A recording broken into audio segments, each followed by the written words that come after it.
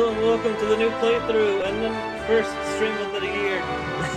Sorry, I'm a bit stressed out about this because we're playing Fire Emblem Awakening. I'm not muted, right? Hold on. Discord cannot hear me. Let me fix that. Let me figure out why. Hold on. Okay. It's set up in here. Hold on. Alright. This is set to the right thing. Oh, there we go. Wait, it was working for a second. Hold on. Did I... No, it's set to voice activity. It's just not picking it up. Hold on. What about now? Definitely on Discord's end. And it would be awkward to be in call and no one can hear me. So let me figure this out. No, while we're waiting. No. I'll let that play. We're figuring this out. Wait, what is this one? Voice mod? This one connected to. Voice mod. Hold on, I'm gonna go mute for a quick second while I close and relaunch voice mod. So hold on.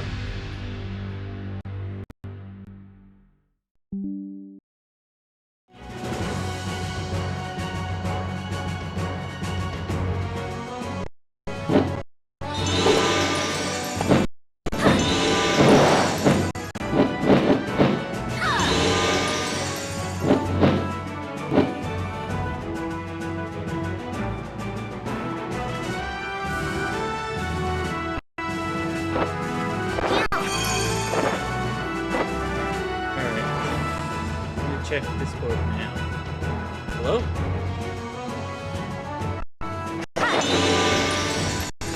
Might be Discord then. Hold on. Let me close me up.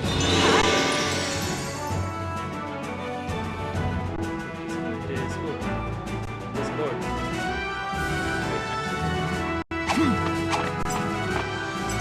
Let me close me up on Discord.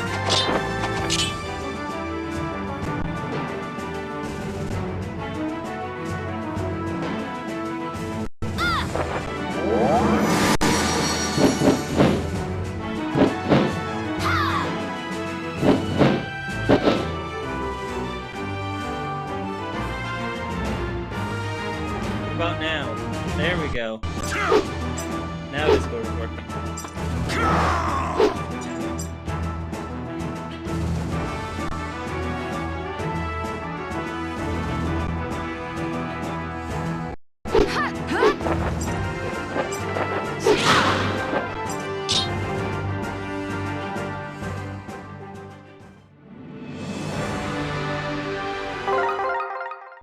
Anyway, Fire Emblem Awakening.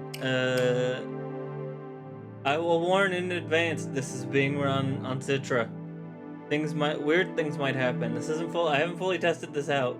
Well, no, that's not true. I tested the first few levels, but I haven't gotten past that. So I apologize if anything weird happens in advance.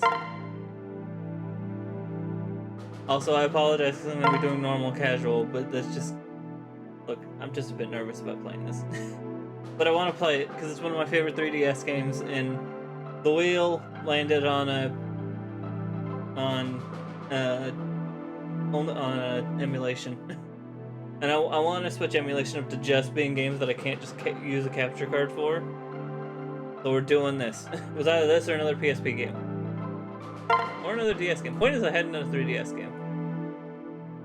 You know what? For fun, I'm going to completely randomize this. So hold on.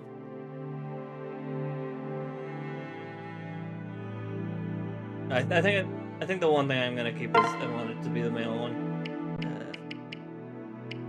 Okay.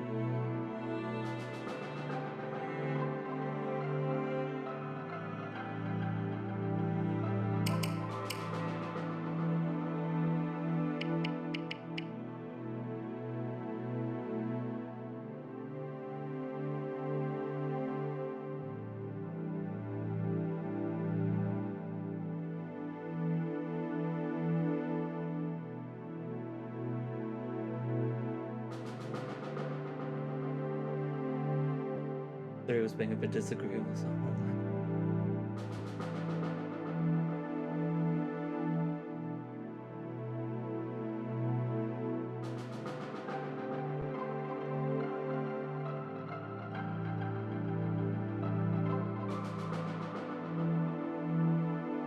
Okay, 4.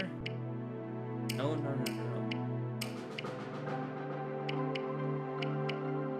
I can't tell the difference between 1 and 4. It's 5 as well. 2. 20. 20 different hair colors. 5.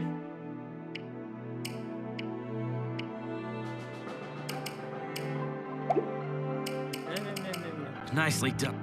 Now that's strategy. It's my fault.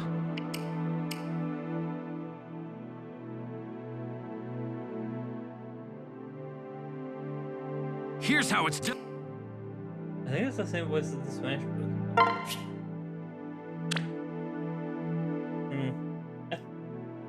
I feel like for continuity's sake, I'll stick with Robin, but that's also because I can't think of anything stupid or clever. Or nothing that I would want to do, rather, that's stupid or clever.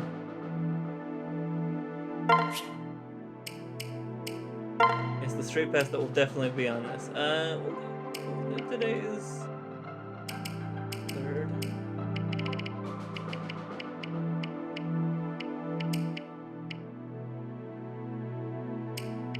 Sorry, January 3rd.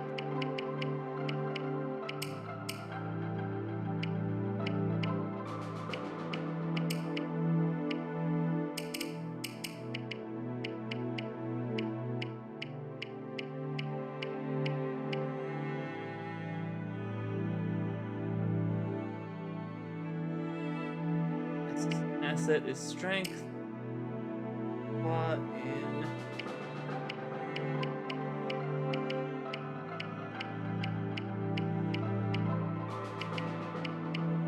resistance. Interesting.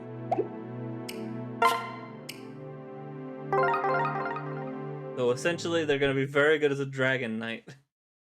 So yeah, that was my test file. Would you like to enable? No, I don't think that would work either.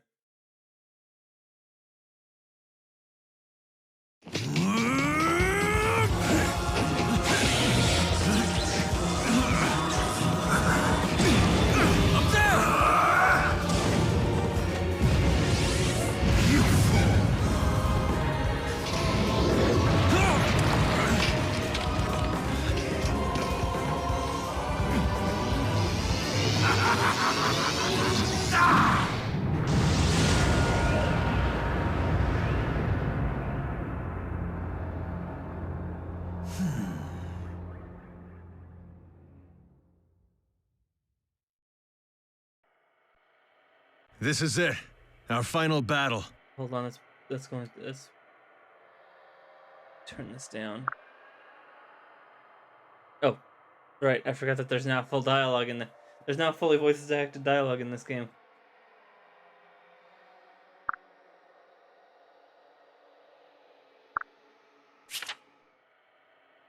A slide guide had appeared on the touchscreen. Slide guide to present new information. Use L and R to flip through the pages below. Once you are ready to move on, press the A button. Systems menu. To open the system menu, move the cursor to an empty space and press the A button. Choose Save to record your progress, or Guide to view these slides. You can view these slides again at any time by selecting Guide from the system menu. You just told me that.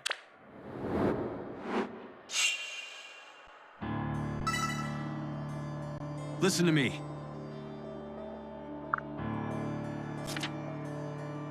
Move the cursor onto a unit and press the A button.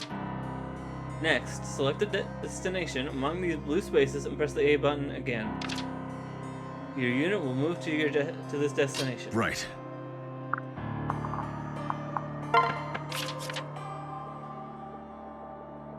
After you move a unit, a menu of commands will appear.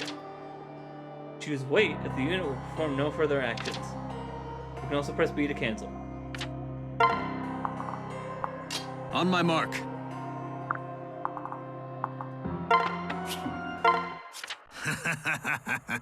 Switching phases, you and the enemy will take turns commanding your forces.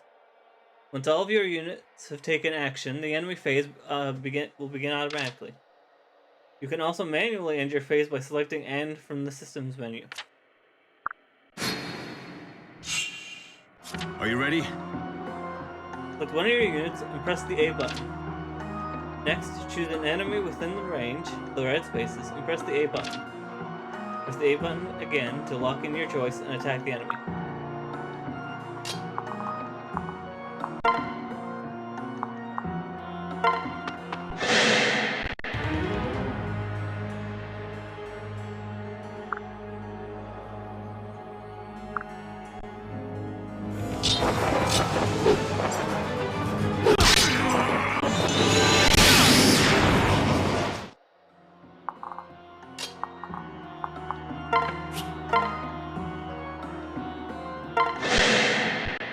My strength is yours. Watch out! Thanks.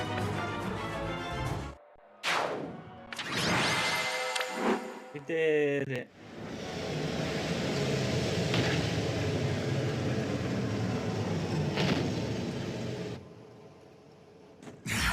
This isn't over!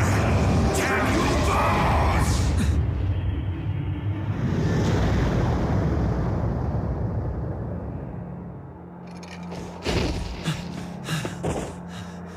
You alright? That's the end of him. Thanks to you, we carried the day. We can rest easy now. At long last.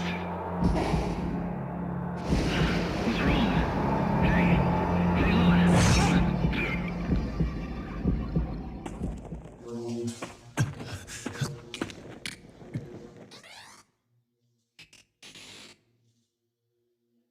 Oh no. This is not your fault. Promise me you'll escape from this place. Please, go.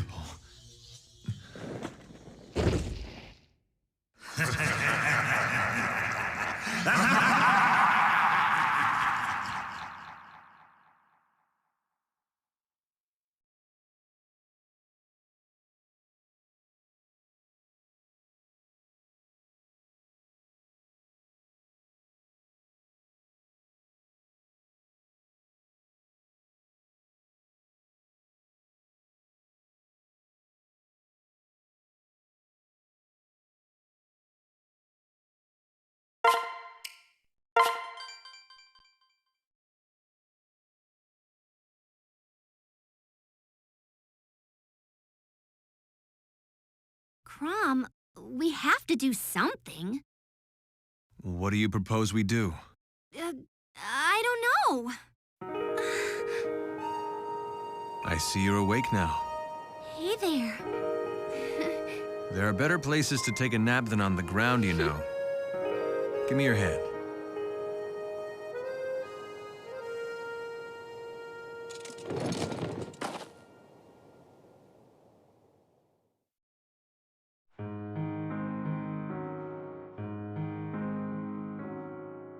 You all right?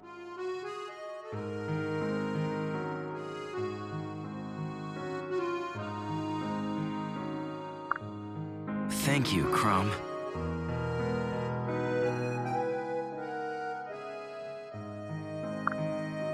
Hmm?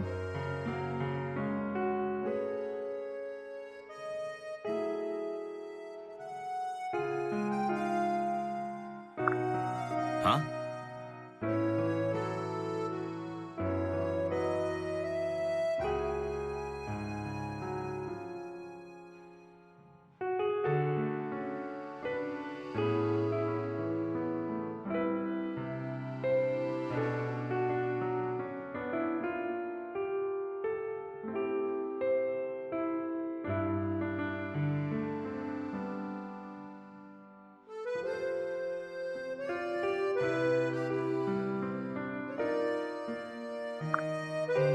Hmm.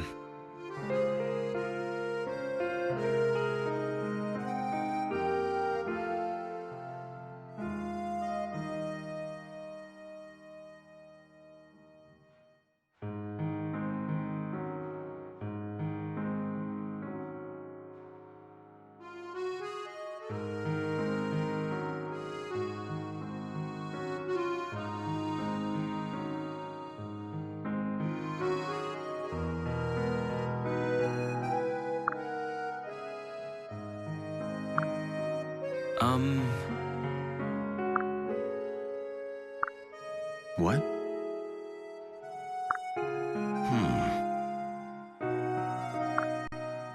What? I Explain. have amnesia.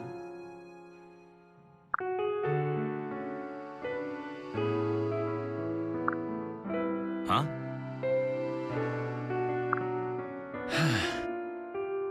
What a terrible plot contrivance. Sorry.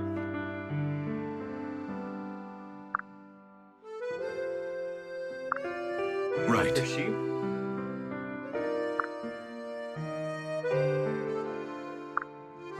Right. Huh?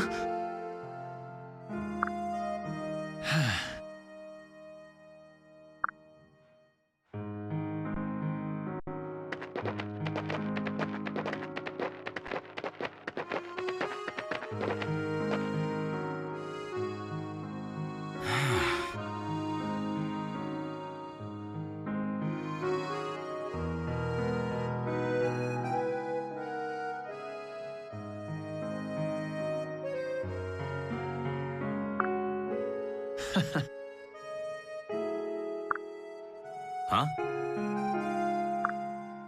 Ah.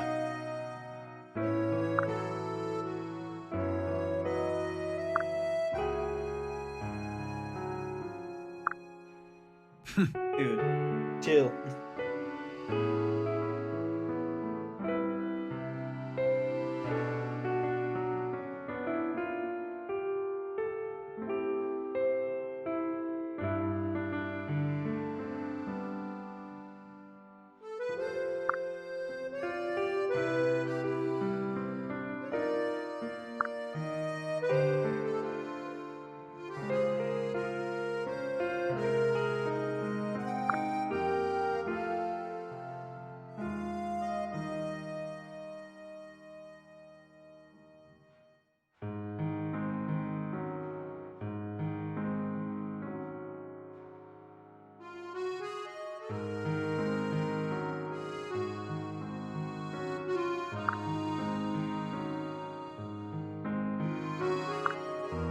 I am not delicate.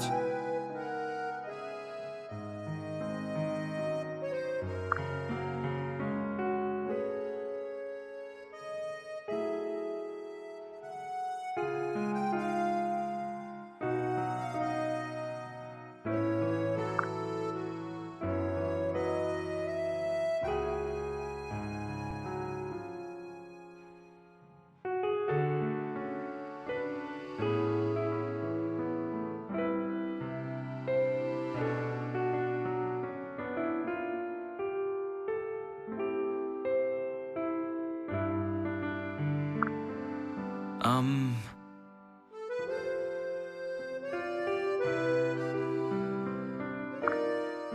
Hmm.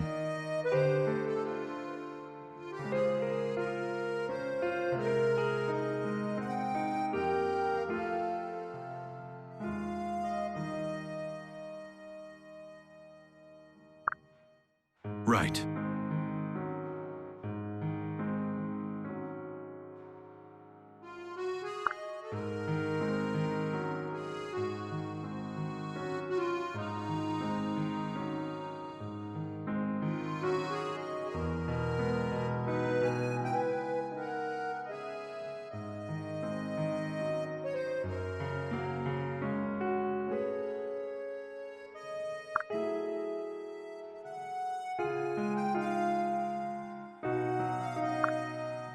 Yeah.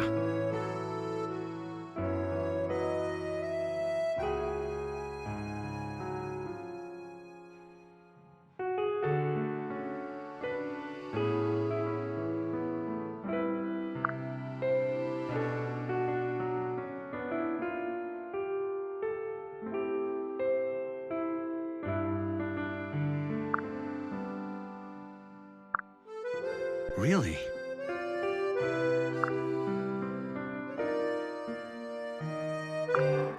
Crom!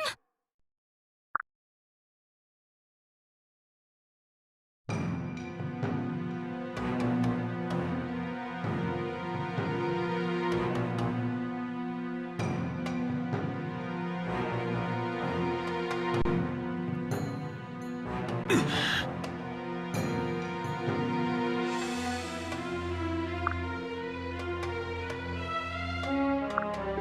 lord.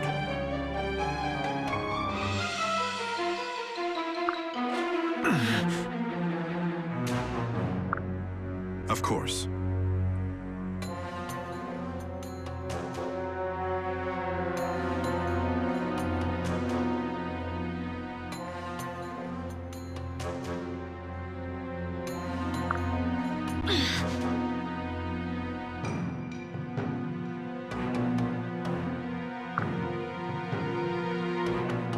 Oh.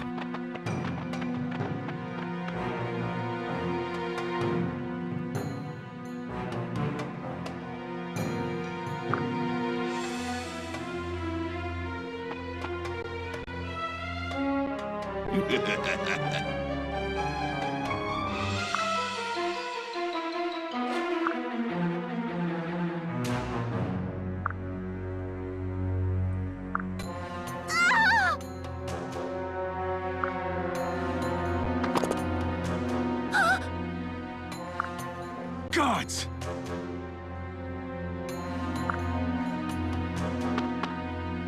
Crom!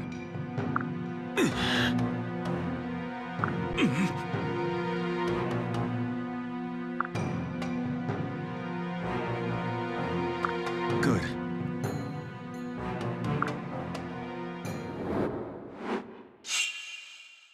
Shall we then?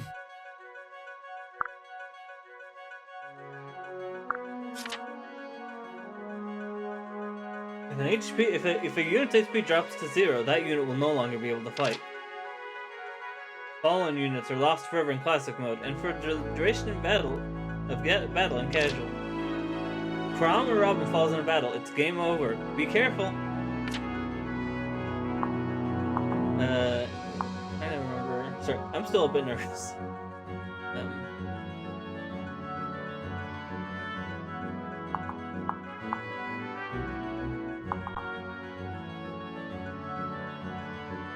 What was I gonna say?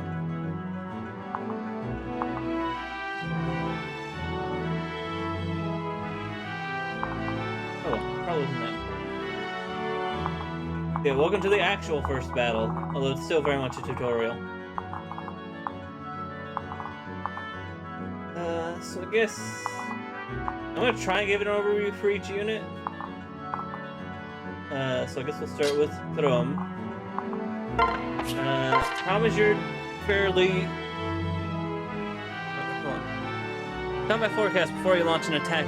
An on-screen forecast tells you how it might play out. Press the X and Y buttons to easily cycle through the weapons in the unit's possession. Also, now I remember what I was gonna say. This is not technically the first game of casual mode. I believe the new Mystery of the Emblem, which did not come out here because Shadow Dragon didn't do very well. Fire Emblem didn't do very well in general, but yeah, we never got it. That's a game I'd actually like to do at some point too, because I've always been curious about it. Because a lot of what people think Awakening technically started in that game, stuff like your custom character or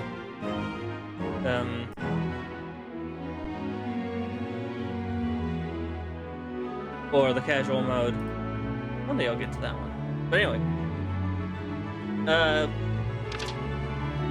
know that the forecast changes. Who has the upper hand? Can you strike twice? So Crom is your fairly generic in terms of how he fights. Fairly generic lord, swords, very good attack, it's very good all around. He has the falchion, which does not break. So I recommend always using that with him, and I think only he can use it for now.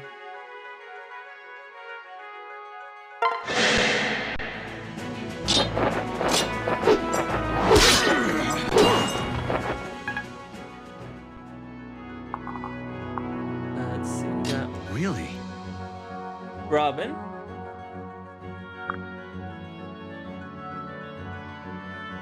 Yeah.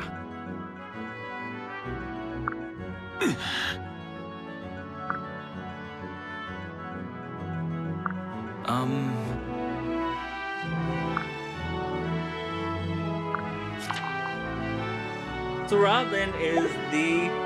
Oh wait, hold on. Films allow you to attack enemies with magic from 2 spaces away. You can use magic against adjacent enemies as well. So Robin is the tactician, which is I don't think it's a new class for this game, but essentially is a best of both worlds. A bit of pretty good at magic, pretty good at swords. Also because of the way we have our set full. Yeah, because the way we got our stats, our strength is a bit better. So even though we have a good amount of magic, I'll probably still be sticking with more strength-based classes.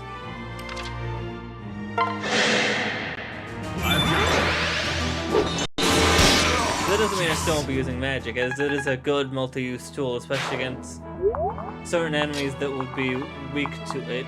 Right. Then we've got Frederick. Frederick is your typical...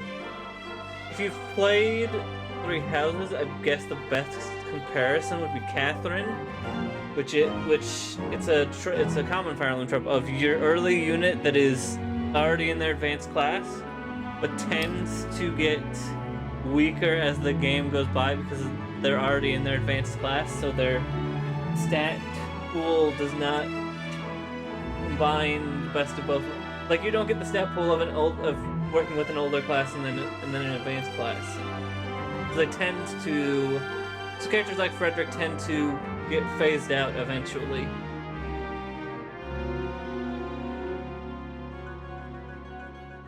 And replaced with units that are better late game. But early game, he's a powerhouse. But don't try and give him too much XP.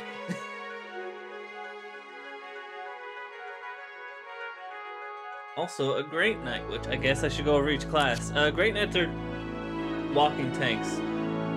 Essentially. Not as big as like a later classes, but still very strong defense, very strong attack. Good movement speed. Can use every type of weapon. And then we got Lissa. Right.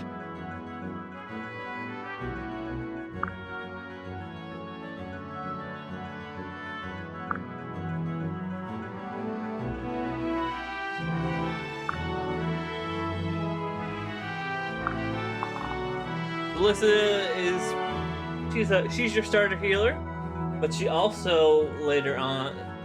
I mean, as she said herself, she's not delicate, but that also applies to her stats as well. Hi. Yeah, that also applies to her stats as well. She tends to get, from what I remember, she gets some stats in more physical stuff, which right now all she can really do is heal.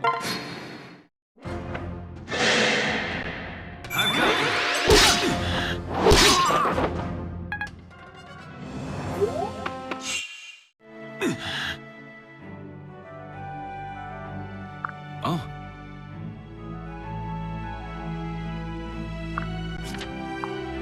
Healing. To have units heal themselves, choose items, then select a vulnerary, and use it. Units with staffs can heal within range, blue-green spaces. Choose staff. Select the unit to heal, then press the A button again to lock in your choices. I should point out for the... Yeah, no, this is Prom and other characters that we haven't been introduced to yet. Point out, what was I gonna say? Okay, Cleric is your healing class. I should point that out real quick. Cannot attack. Has no attacking moves. Oh, unlike something like Three Houses or even like I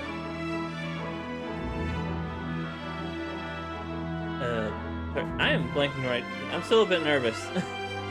But Echoes is the other one I was thinking of.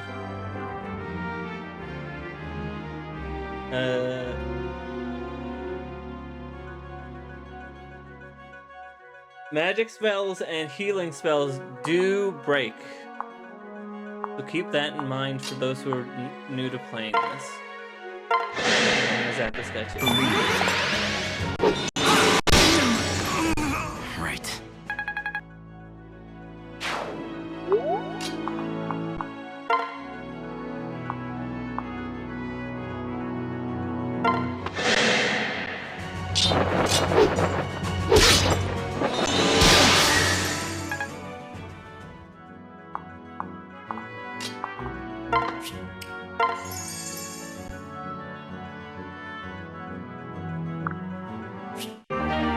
I started.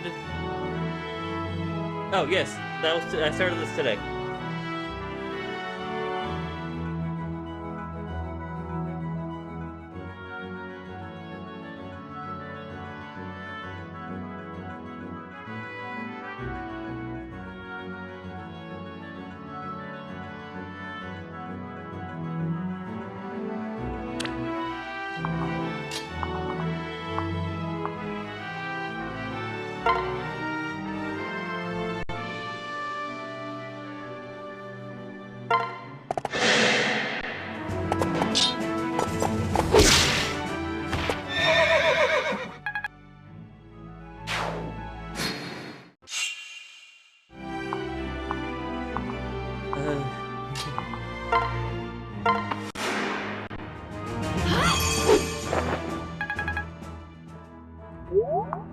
Are you ready?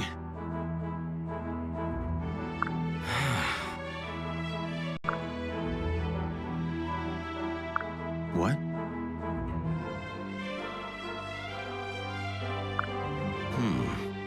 I'm seeing things, man. Yeah, oh, the ad break is running.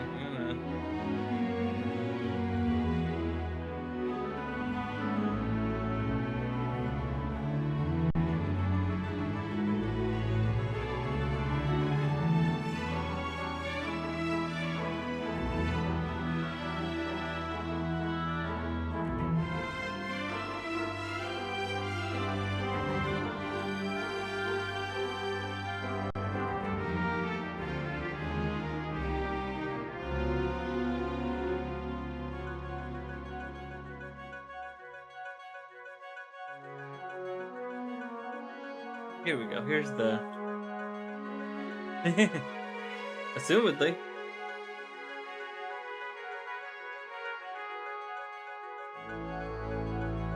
You're gonna check the fire emblem because they have better descriptions for these characters than I probably do. After this dialogue, though. Really? Yeah. You can use the touchscreen to call up all kinds of useful information. Touch your stats, weapons, and skills to find out what they do. The buttons on the right let you toggle between multiple views. In case you want to see everything. I don't really need to right now. Anyway, I wanted you to move there. Frederick moves over here.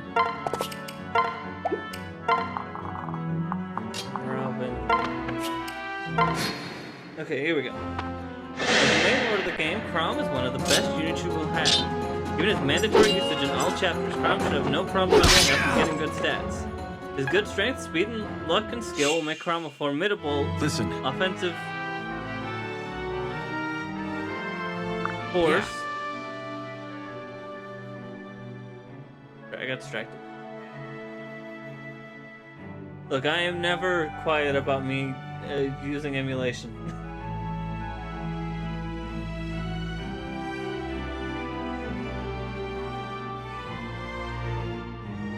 I don't know why I should. I own this game twice. I have a physical copy, believe it or not, which is a very rare thing. And then at some point, I lost it. So I went, okay, I want this game still though, so I bought it digitally. And then I found the physical copy again. So I own this game twice.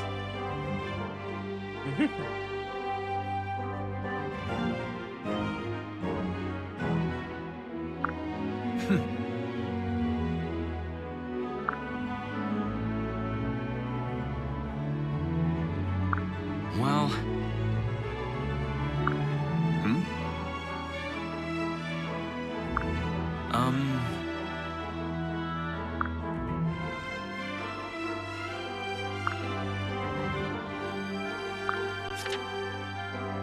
Alright, welcome to the most broken system in this game.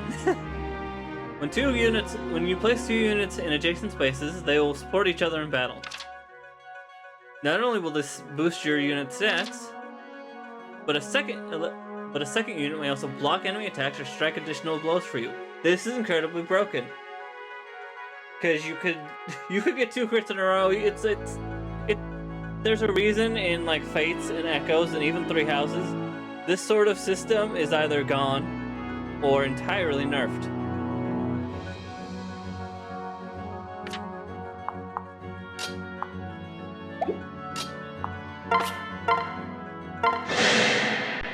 My syringe is yours.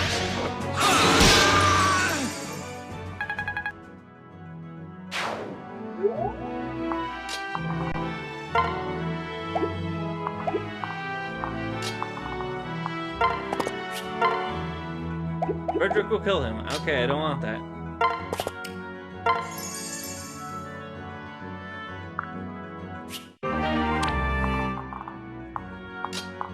What we'll probably do is we'll put Crom here.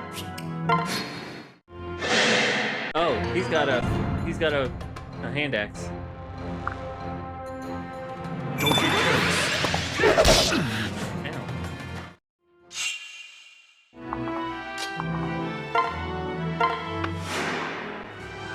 Thank you.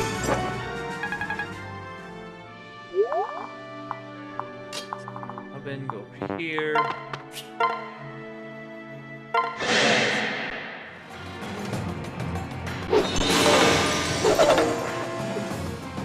That was too close. I was a bit nervous. I was a bit nervous about that. All right, go get him, Crom. Ready?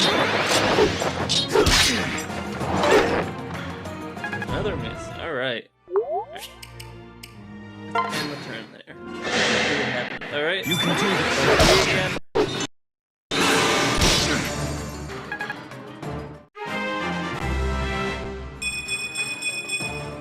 Yeah, what was reading about Crom?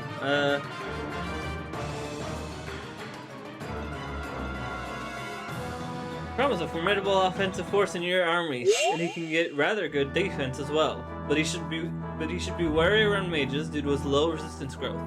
His Lord's skills, Dual Strike Plus, and Charm are moderately good skills in the first half of the game, but lose effectiveness later as your army grows stronger. I'm gonna skip the part about upgrade. Come on.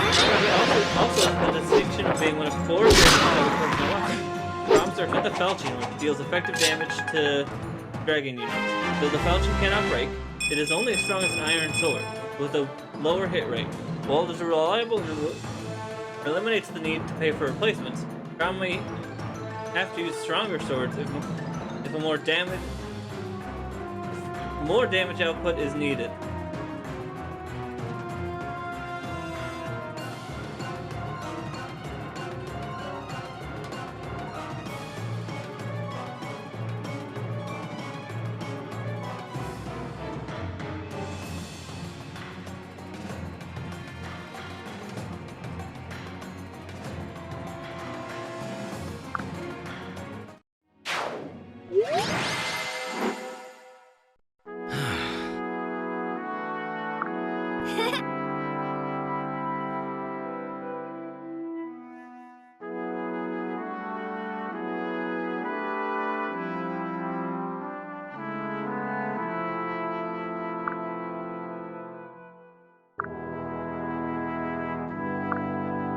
Right. Right.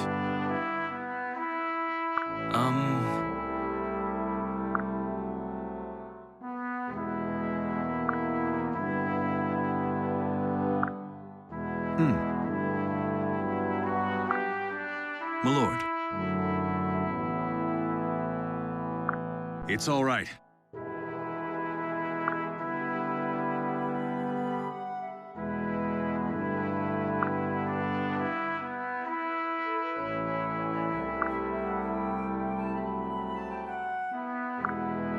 Oh. Listen. Yeah.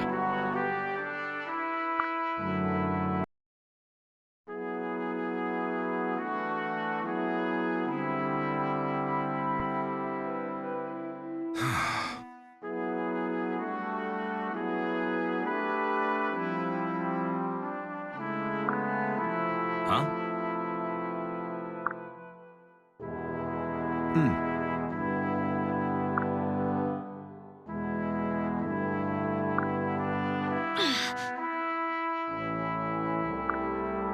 Really?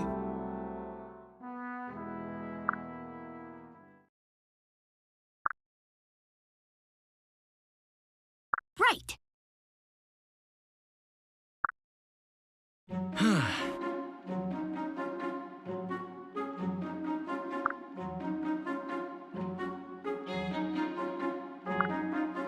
My thanks.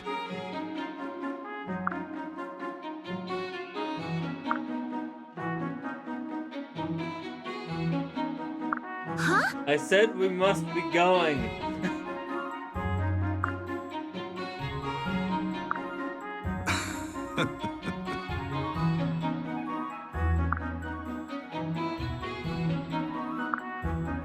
What?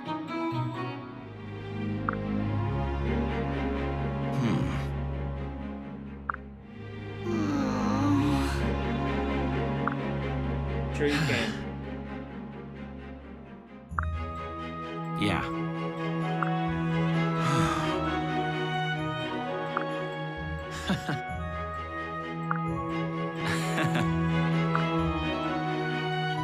Shall we then?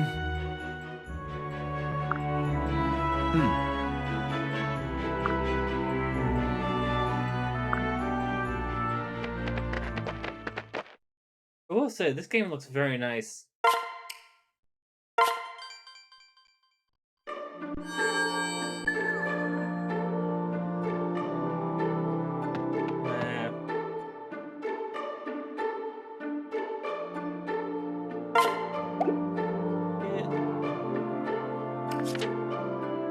No, it's...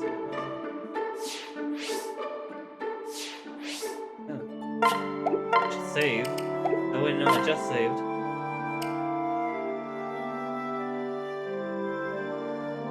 Yeah, it really is. But like, these games were not selling well in America, like at all. They were only really selling well in Japan, which even then they were sort of falling.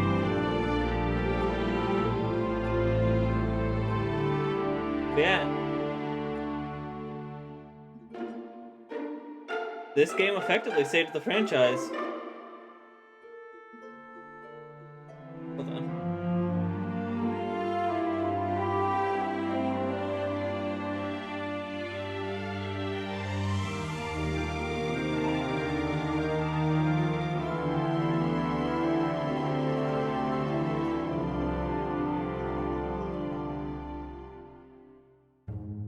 Yeah, the later games, like, you can tell a lot, especially looking at the 3D models. The 3D model, like, in the later, in not Three Houses, in Fates and Echoes, everything looks a lot cleaner, but this still looks pretty good.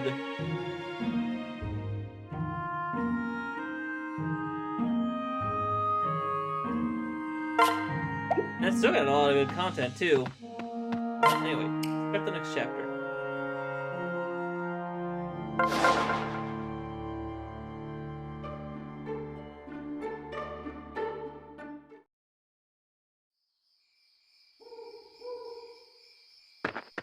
I mean, as I said earlier, I don't know but we never got... There are 2 DS Fire Emblem games. We never got the second one, even though...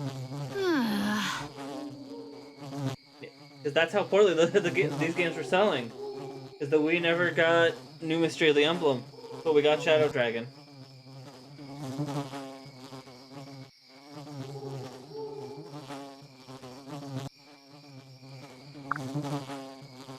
Actually, if you want to play Shadow Dragon, it's on the Wii U Virtual Console. I guess that's the other reason why I'm kind of doing this. Or, well, A, I wanted to do it because... Yeah. They count both the remakes on the DS, but yeah, this is the 13th. You've got the first one, then you've got Mystery of the Emblem. I'm trying to go through them in order in my head. Then it would be... I think they count the SNES remake of 1 and 2?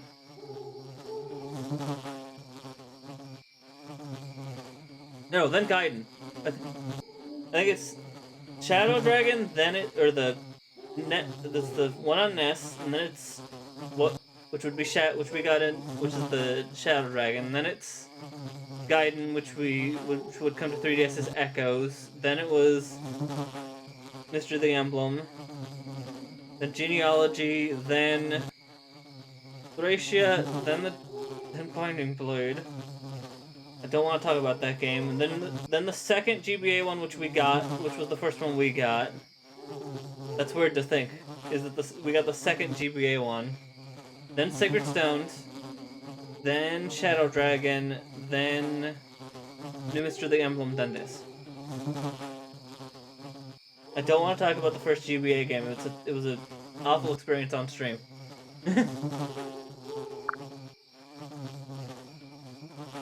I mean, this is one of like the early. This is like I think this came out in NES very early. Check.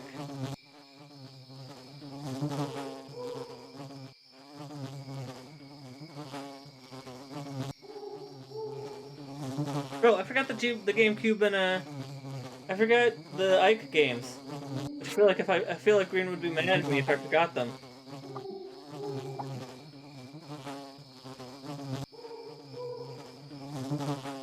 Where is it? There it is. When did this come out? 1990. Okay.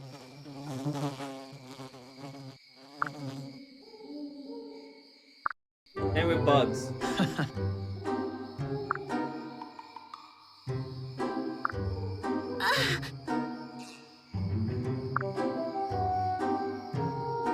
I mean, I really tried hard to get into the Fire Emblem games, because, you know, the characters were in Melee, even though neither of the characters that are in Melee are in the first Fire Emblem GBA game. But that, dude, like, early Fire Emblem, like, the GBA Fire Emblem, I mean, Sacred Stones is a bit easier, but a lot of the early Fire Emblems are rough, especially because they don't, like, they have the, the permadeath mode. They have permadeath until this game.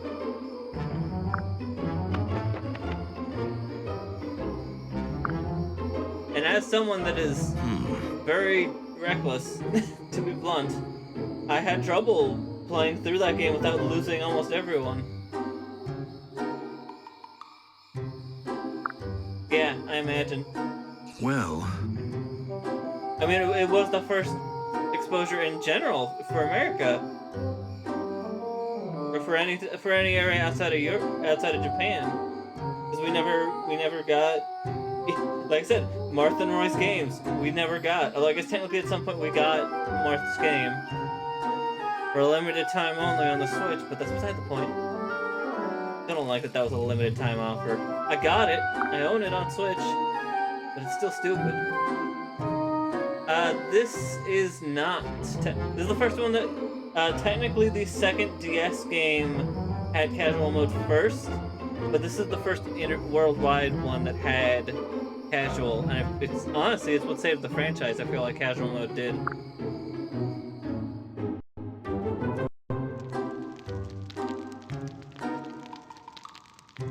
In the end, these games are very story heavy, and a lot of people, myself included, do not like. I mean, why I don't like doing Nuzlocke.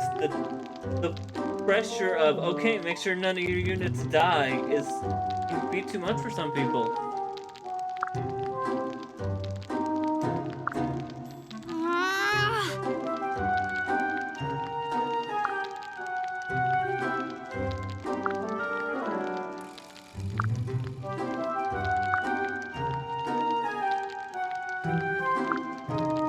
Never had Baird. Huh?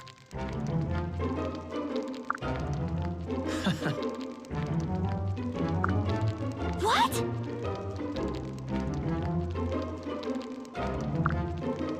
right.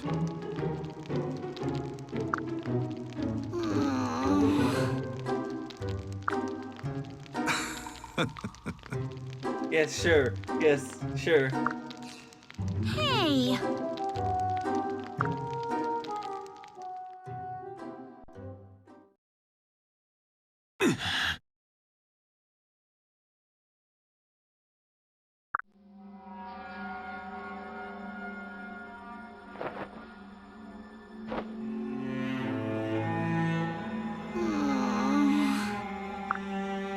Forgive me.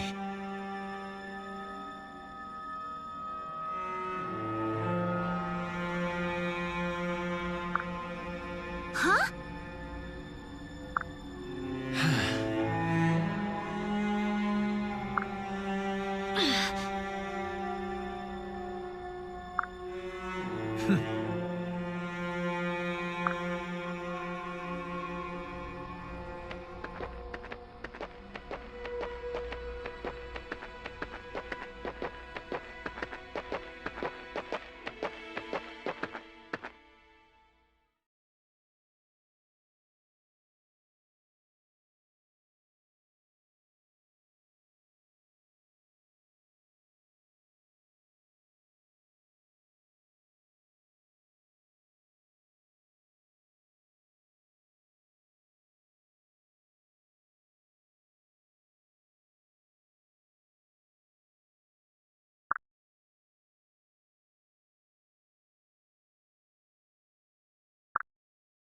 I don't want to talk about Fire Emblem Fates. I hate that game. Maybe one day I'll get to it, but I'm not. That game is, yeah, I do not like it. It is one of my very much like, I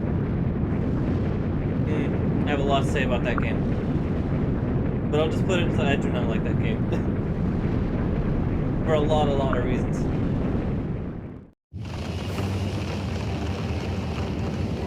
Lisa, run. I mean it. Go!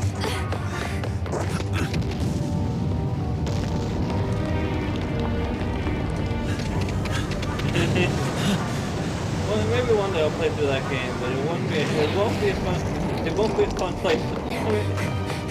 Hey, this way!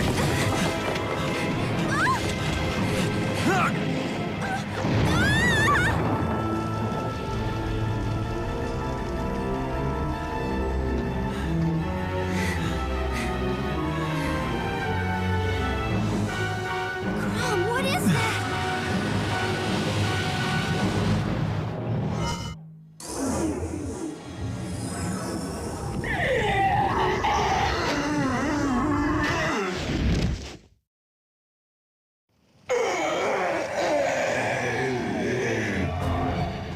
Lisa, you better stand back.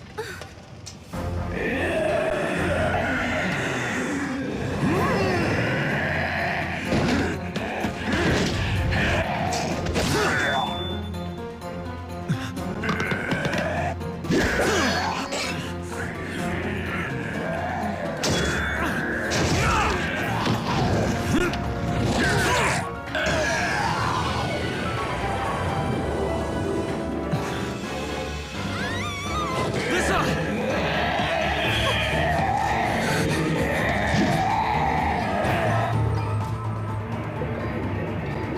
3DS!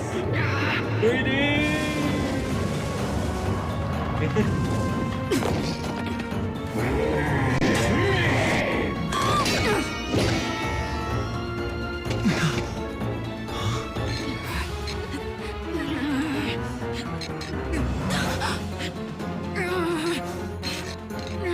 Help! Right.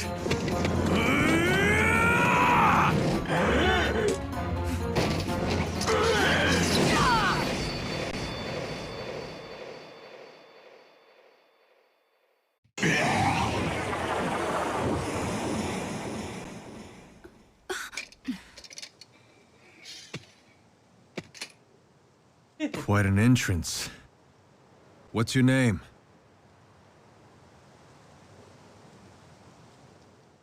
I mean, if you're gonna play these games, you better pick them up soon before they disappear off the eShop.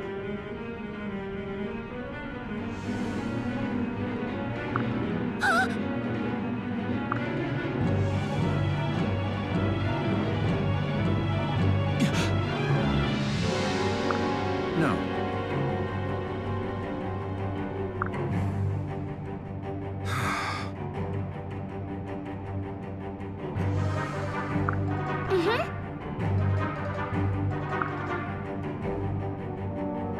Right. Yeah, I mean, like I said, I was lucky. I'm lucky enough to have a physical version of Awakening and of Echoes. never ended up getting a physical. I never ended up getting a physical version of Fates, but I own it. I think the reason I don't own a physical version of Fates is because there's a version of Fates that has all. So the. So. I mean, I assume. Let me press check. I don't know if Echoes is, but definitely Awakening was. It was because I mean, like you said, this game. Yeah, I mean, you kind of like this game was not expected to be to sell a lot. So it was a very low. It was at the time a very low run of physical copies. Now let's see. Let's keep going. I wish Yes. there was an auto button. Hold on then. Okay, how about now? I'll move the mic closer. That might help too. How do I sound now?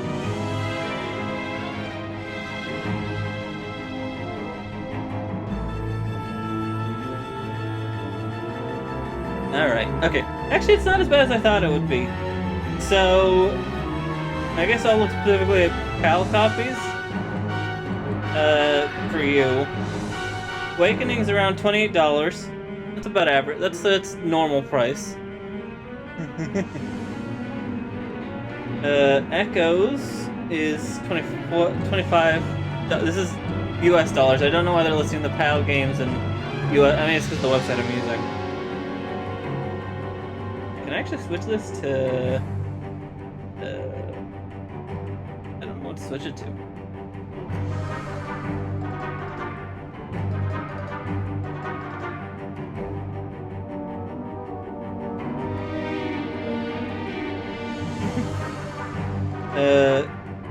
Echoes, yeah, Echoes is around $25-30. Where's Fates? Fates, $25-30 with the big fancy edition. So like I said, for Fates, let me back this up quick. Now it might be too loud.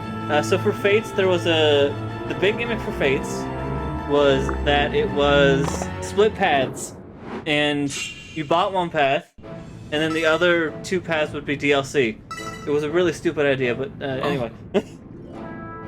So there was a limited edition version of Fates that had all three versions on it, but it is exceedingly rare.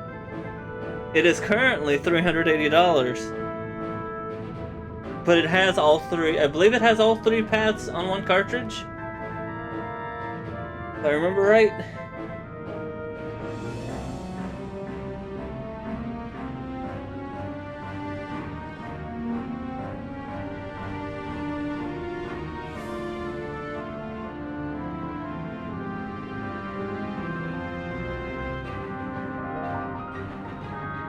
$306.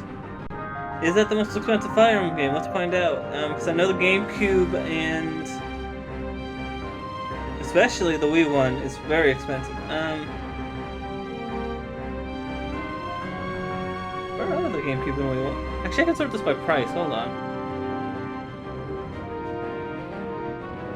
Sort by price. Refresh.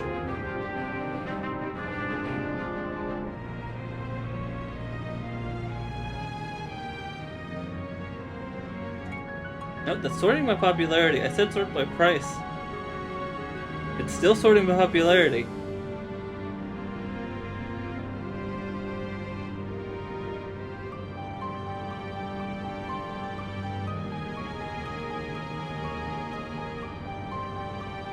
It really does not want me to see sorted by price.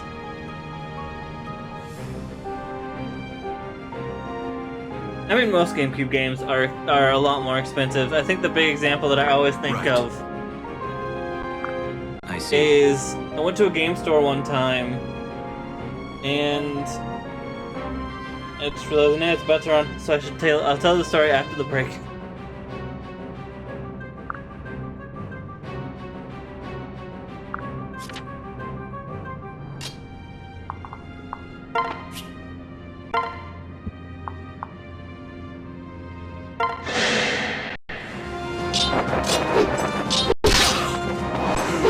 run? Oh, there it goes.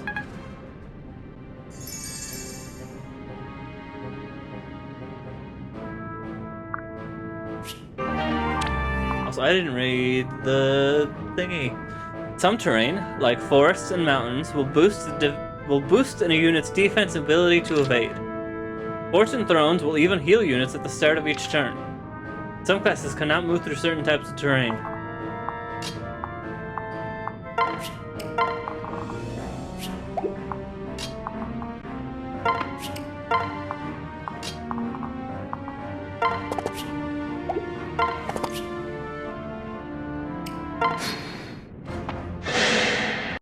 My steel is yours.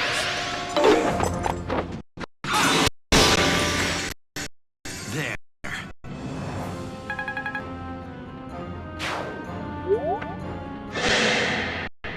For victory.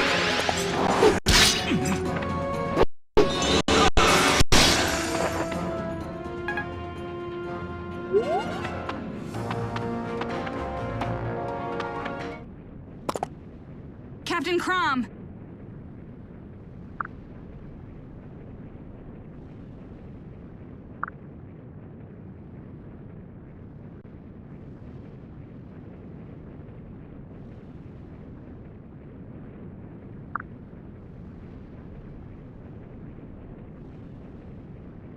Alright, welcome back. I was just playing the game. What was I saying? Oh, the story about the GameCube. So I went to a game show a couple of years ago, I think a few years at this point. I went to a retro game store, and I was looking for a copy of Crash Bandicoot: The Wrath of Cortex, because it's a game that I have a lot of nostalgia for. They had an Xbox copy and they had a GameCube copy. And I was like, okay, well, how much for each? The GameCube or the Xbox copy was like, I want to say 20, maybe even less than that. It was real cheap. GameCube was like double, maybe even triple the price of the Xbox copy. So yeah, GameCube games sell for a lot more, in general. There we go. Now I've finally sorted by, Now I've finally sorted by price. Crash Bandicoot: The Wrath of Cortex is the first Naughty Dog one. I mean, it's simply the fact that the GameCube, GameCube, while being more popular, while being more liked, was not the best-selling console at the time. It would have been the PS2, which is why you can get so many PS2 games a lot cheaper.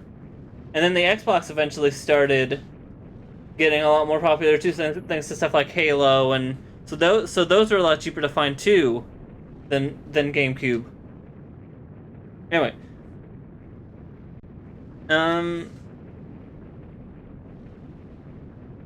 the most expensive firearm related thing is a new Nintendo 3DS Fire Emblem XL Fire Emblem Fates Edition at around $500. The most expensive game is actually one of the Japanese ones. Fire Emblem Thracia 776 Deluxe Pack. I didn't even know that existed. Oh wow, that is a fancy deluxe edition. It comes with like 2 plushes and like a bajillion, I think, dice? No, I think those are units. I think those are like little army men. Hold on, let me see if I can't post a link to what this thing looks like. Hold on. I'm using my phone. I'm using Twitch chat on my phone so I can play the dialogue. Hold! With this guy. Hmm? Heal ye! Oh, what am I doing? Switch to creator mode. There we go. Can I not type in my own chat in creator mode?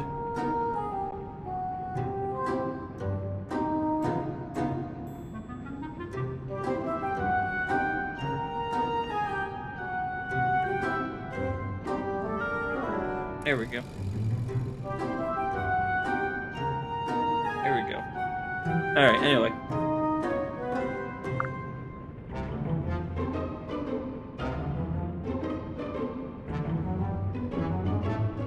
What in the...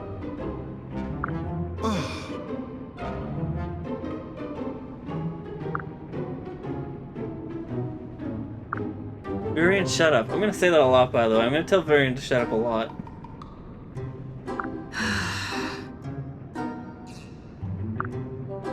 Wait! I'm Sully. Yes, yes.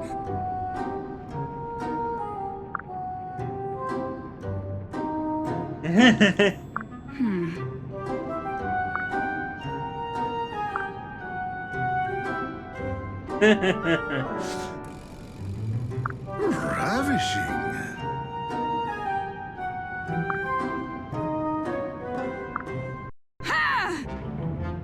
Thank you.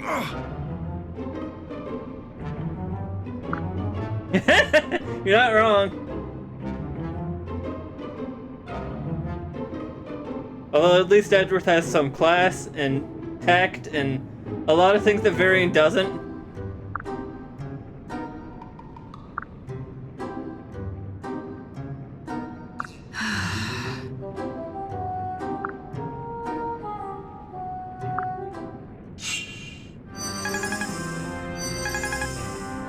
Anyway, new units.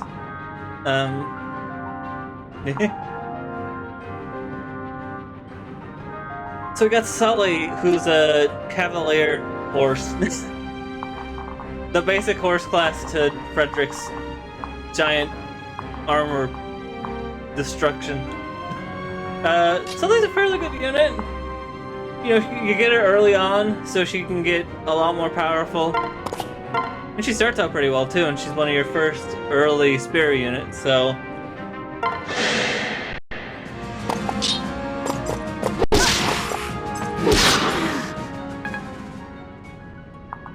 And then we have Varian, who won't shut up. Feel ye.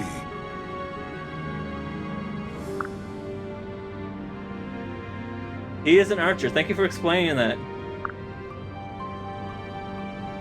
I don't even have to explain what he does. He's doing it for me. Bows require you to attack from 2 spaces away. With a bow, you will not be able to counter adjacent enemy attacks. Yeah, Varian's your first archer. Exactly. Fairly good attack. But like, no defense, so make sure he's safe.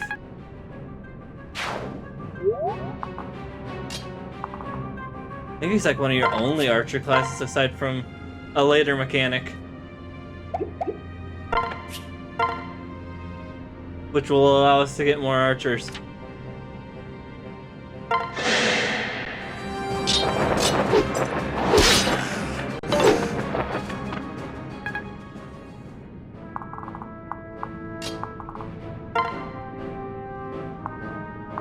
Oh yeah, you did pick this up. I forgot.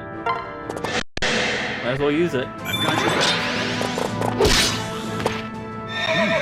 A challenge.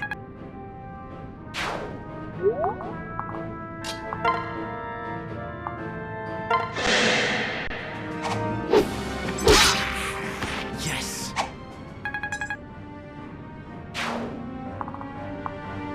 Let's go pick. Guess I gotta wait a turn. Uh-oh. Oh no! Ah, she'll be fine. Oh, that's bad too. Yeah, we'll point out. Yeah, as you cannot really see where the AI go, like in 3 houses, the AI very much will pick out exactly who they should go for. That is the best option. They will always go for their best option in terms of how much damage they will do. So make sure you keep your squishier characters a good distance away, because they will very much go after them if you're not careful. And I am sometimes not I am usually not careful, unfortunately.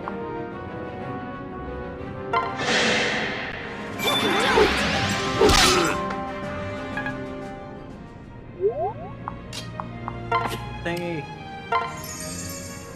What is it? Oh, it's more weapon proficiency.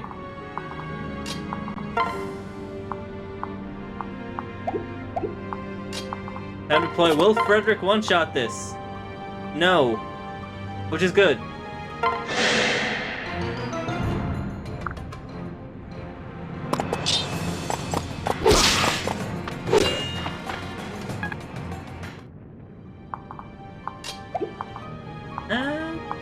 Level 2.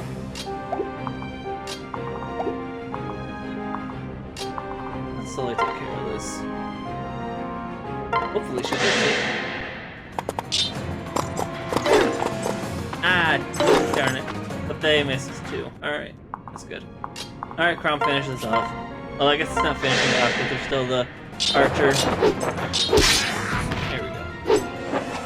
Alright, I was reading character descriptions before we got distracted for the umpteenth time. They're not character descriptions, character stat descriptions. Let's see. Let's go.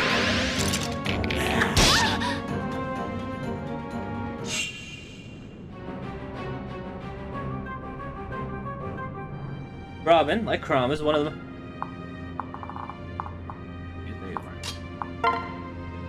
Robin, like Crom, is one of the most important characters, and falling in battle results in game over. However, unlike Crom, Robin is not mandatory for chapter battles. For some chapter battles. Or for all chapter battles, rather.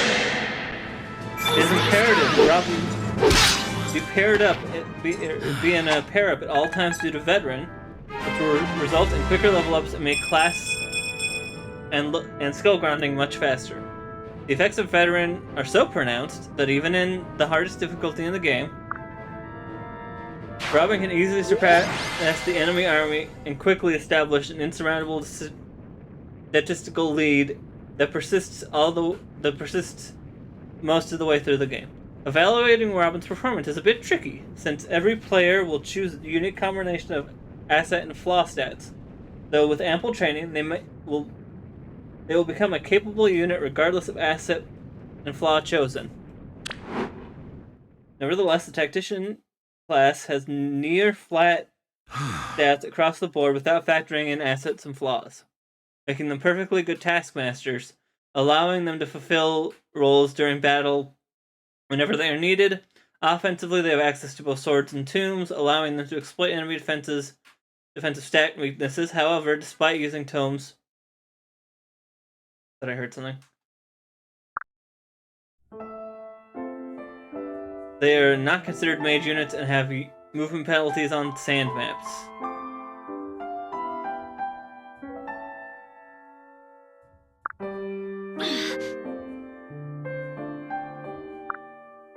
Thank you.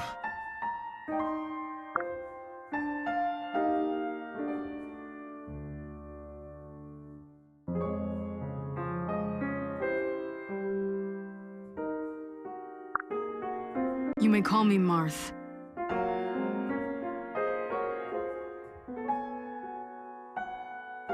Marth. The Marth Fire Emblem, I can't believe it. Definitely not any other character you might have seen in other games.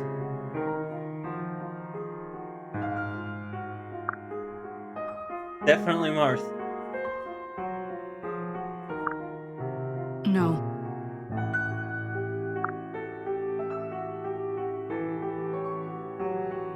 Alright. Bye-bye.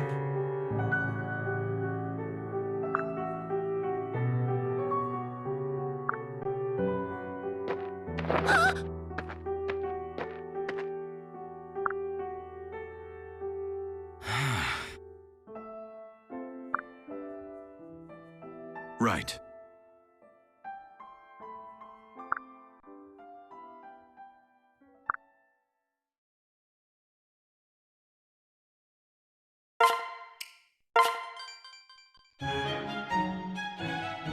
Whoa.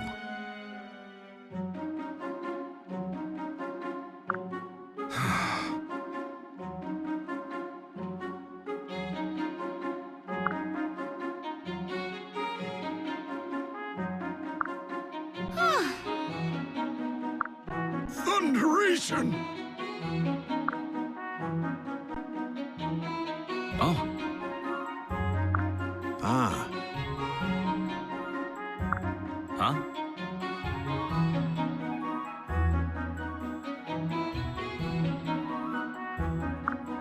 Well.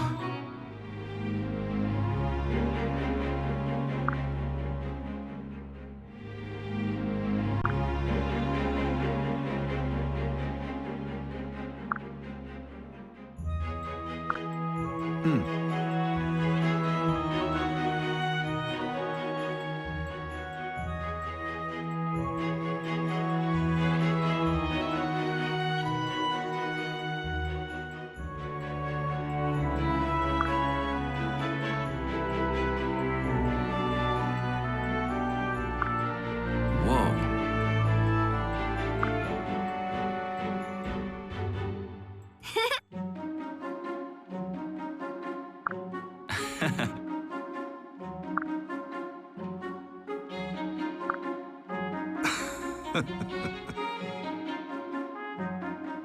Huh?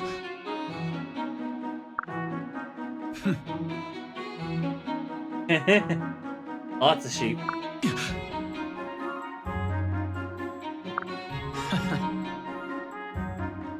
Alright, Just Chrome. That's an easy joke. Oh.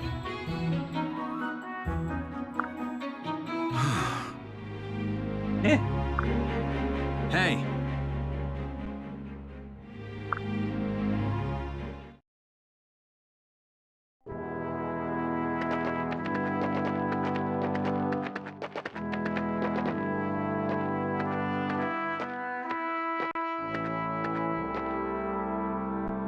Welcome home.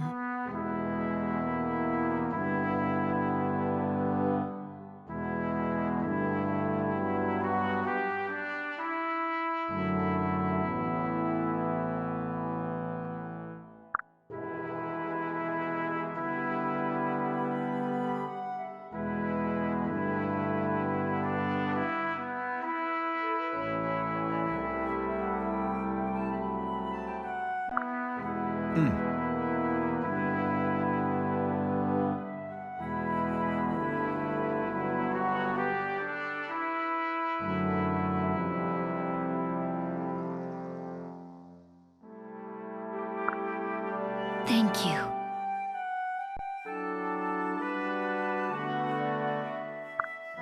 It's all right.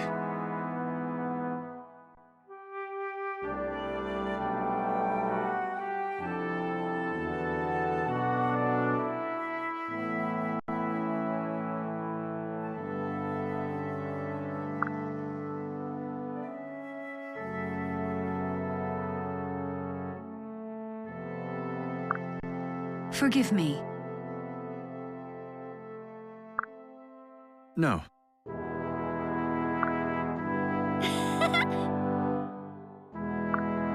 What?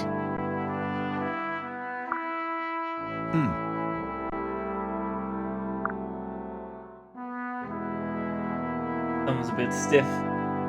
Only cut it open while I was cutting steaks yesterday.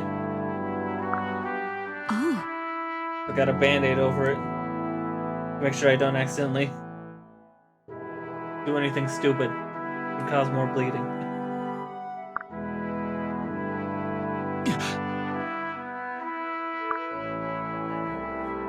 Forgive me.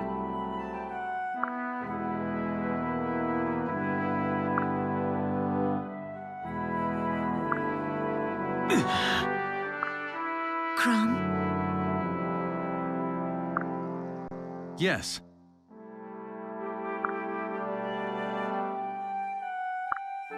Oh,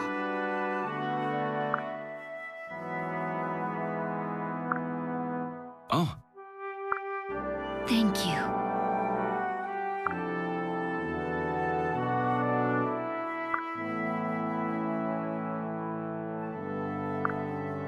Indeed.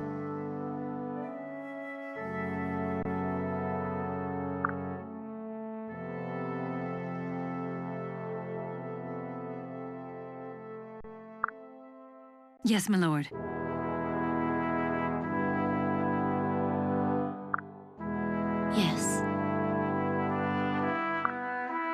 Good.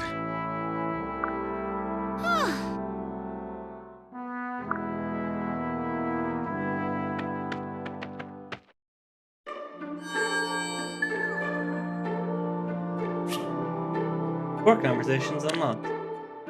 So that's it?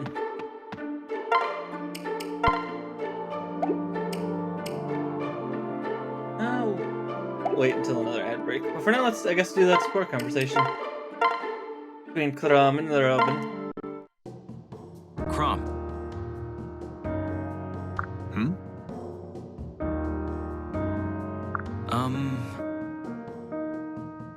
Right. Huh? Hmm? Hey.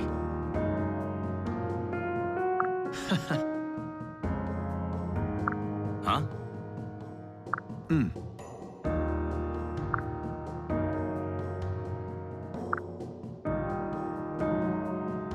No.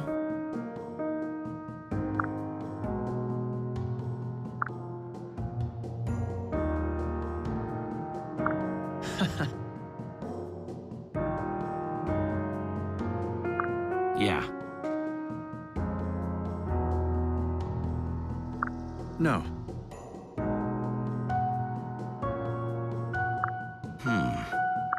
Right. Oh.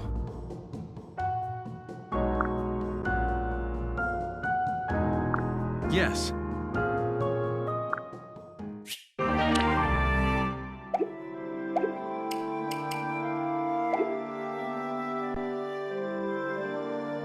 Real quickly before I guess we get to the next chapter, I should go through the other characters' general stats so I don't get distracted. Alright, so... let's actually put the pause. I guess that works. Alright, Lissa possesses average skill and luck to dodge incoming attacks, which is offset by her low defense. It is wise to keep Lissa outside of the fray as much as possible as a result. When Blank joins the player's army, Lissa may lose her effectiveness as a healer very slightly, owing to a relatively low magical growth rate and general movement range. Regardless, Lissa is a competent healer unit, and even has the potential of growing at a faster pace than Blank, especially considering how she is the only healer unit at the player's disposal for 5 whole chapters. She has the ability to learn the Heal Touch skill, which Blank cannot, allowing her healing to have a little more potency once she reaches level 10. Alright, Frederick.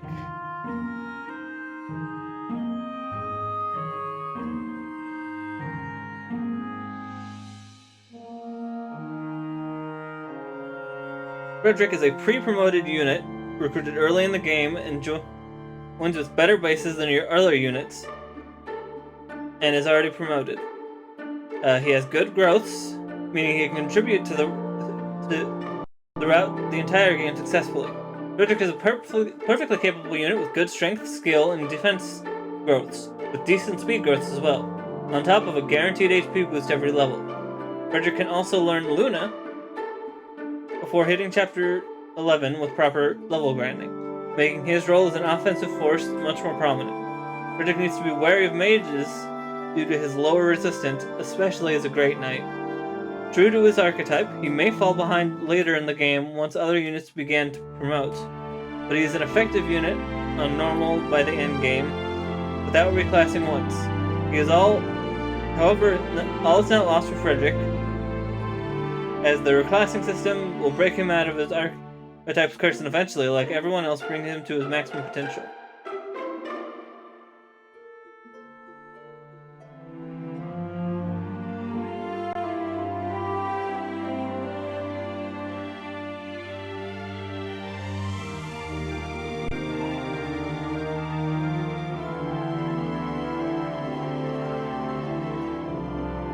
Let's see, that's stuff about higher difficulties. His base class comes from the... Oh, I should switch Frederick on screen. There we go. His base class comes from the Cavalier line, so he will start off with Discipline, which will make Frederick a mobile jack-of-all-trades physical unit with a lance rank of B and a sword and axe rank of D. With discipline and action, he should completely master his 3 weapons in no time. Outdoor Fighter will boost Frederick's effectiveness in the initial half of the game due to the large amount of outdoor maps. Frederick can also... about reclassing, which I'm not going to go over right now. We got Sully.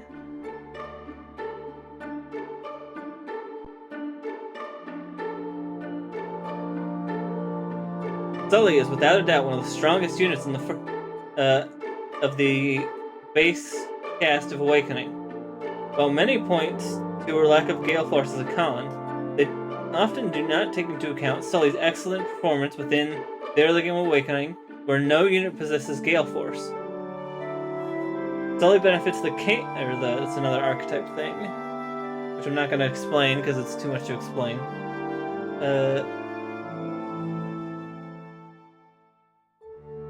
She has higher speed, luck, and skill growths relative to those possessed by Blank, alongside lower growths in strength, defense, and HP.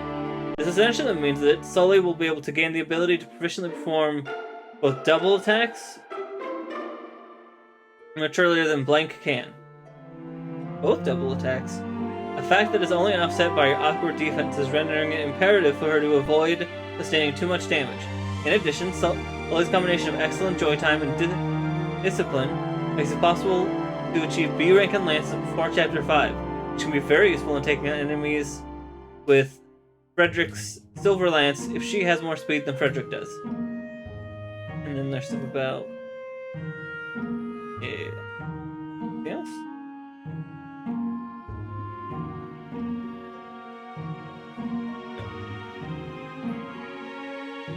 And... Varian.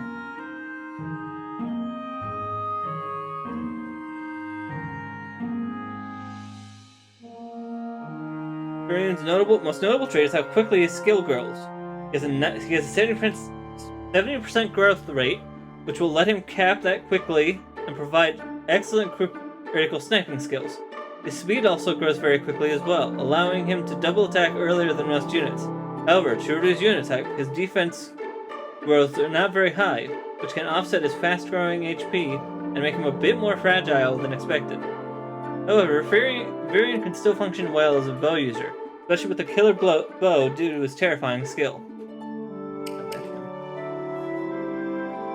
And then stuff about promotions. Alright. Anyway, chapter 2, really? Yeah, chapter 2. Shepherds.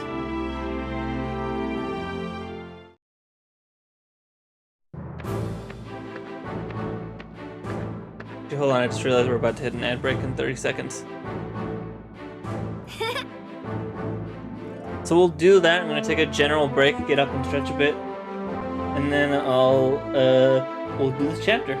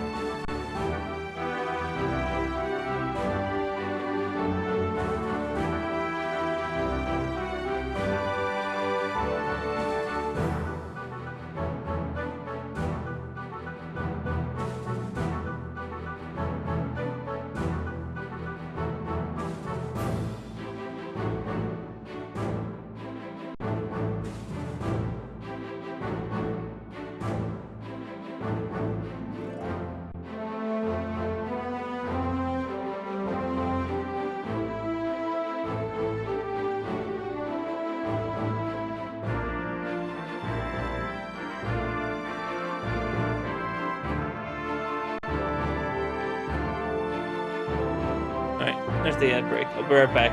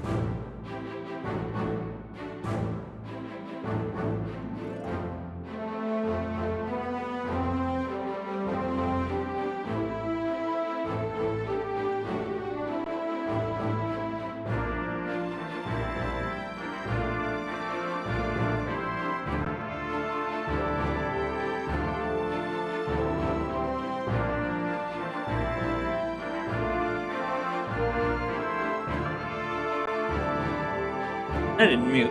Oh well.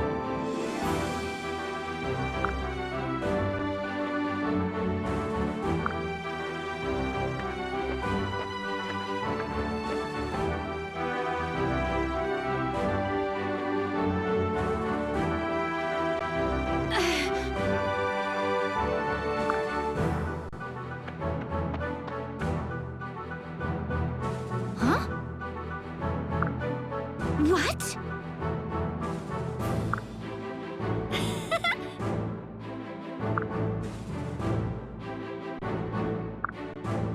Hey!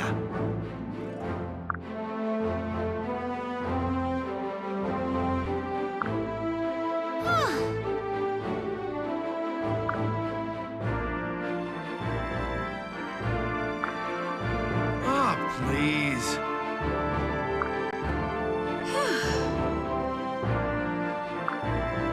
You won't believe this.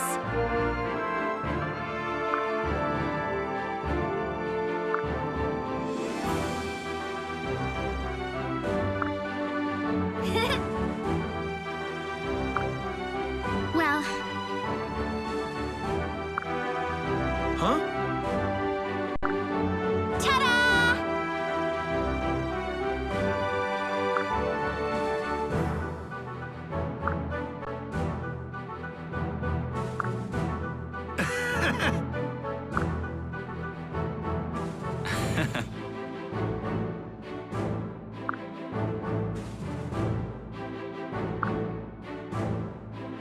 What?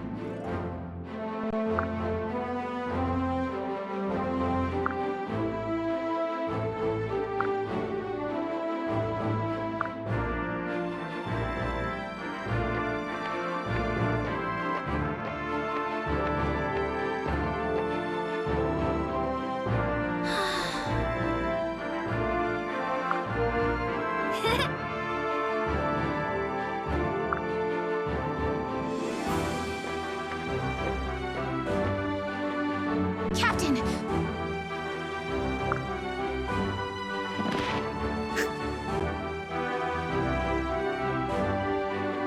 Huh?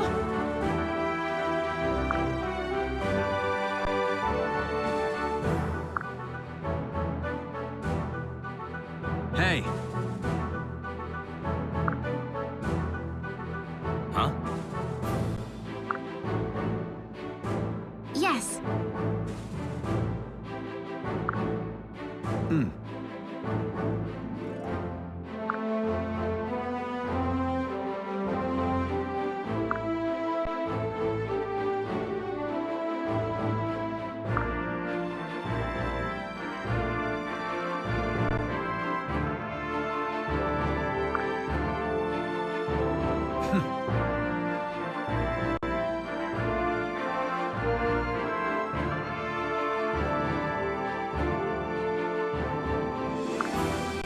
Right.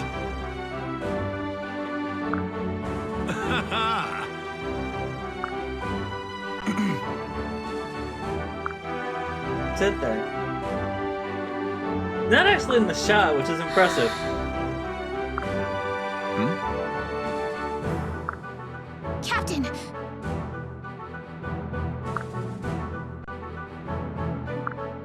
Well,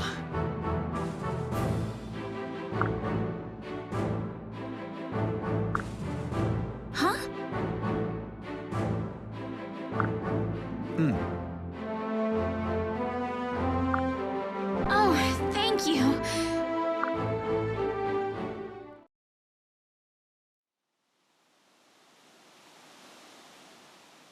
Are you ready? Wait for me!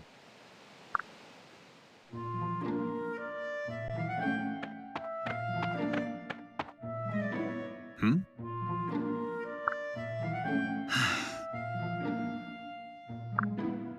What?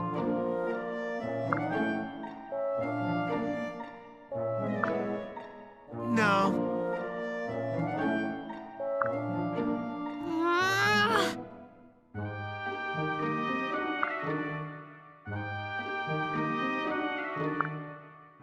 Hey!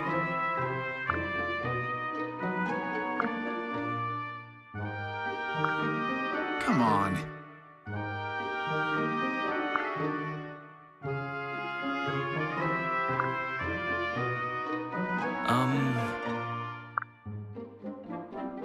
Hmm.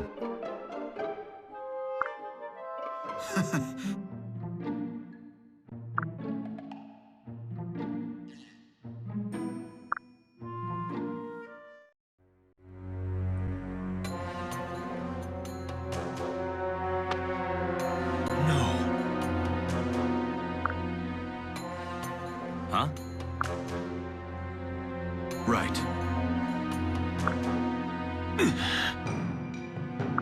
Enter the Vake. And he forgot it.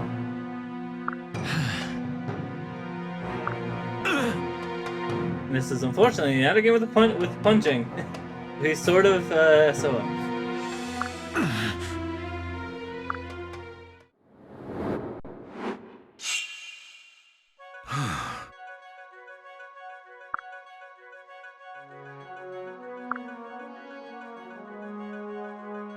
Yes, the weapon triangle. Lances beats swords, swords beats axes, axes beats lance.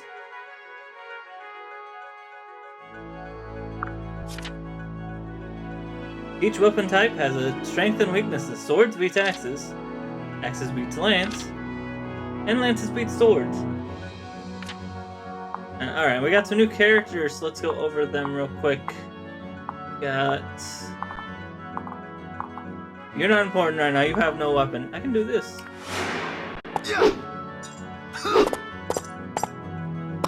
Alright, let's get Stall.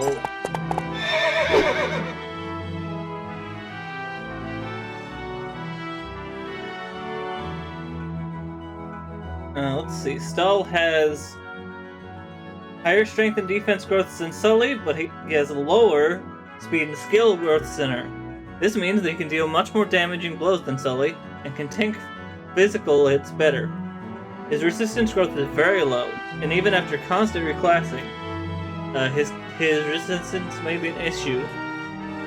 Let's see. Stahl's base class is the Cavalier line. He starts off with Discipline, which will boost his weapon training, allowing him to use more powerful weapons quicker than other units. His high strength and defense growths complement the Great Knight class. And then stuff about advanced classes. Alright. And then Vake we can't use yet, so I'm not going to describe him just yet. Not. Have Robin go over here first. Zap him.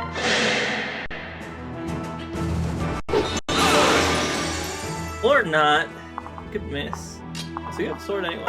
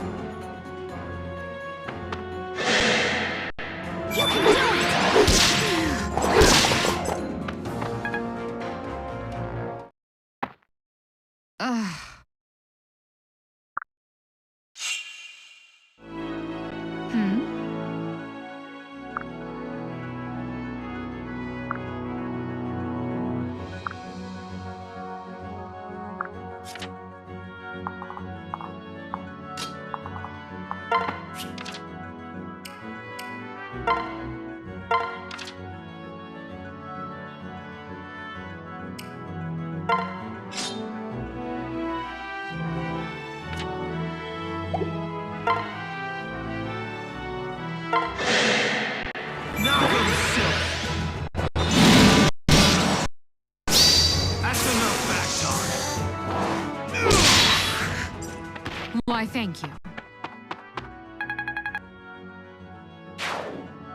What? Thanks. Beware.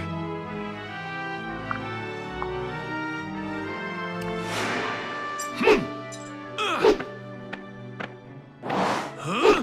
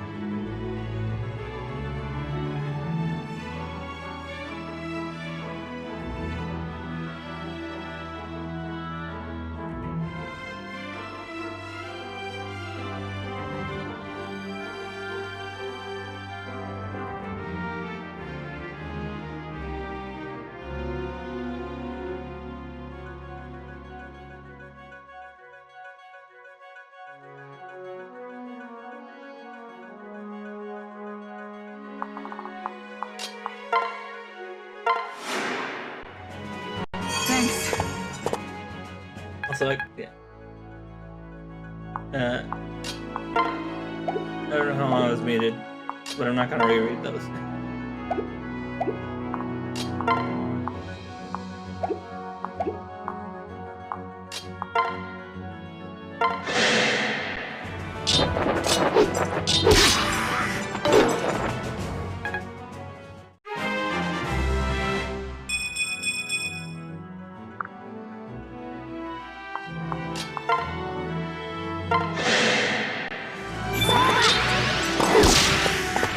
Hell of a fight.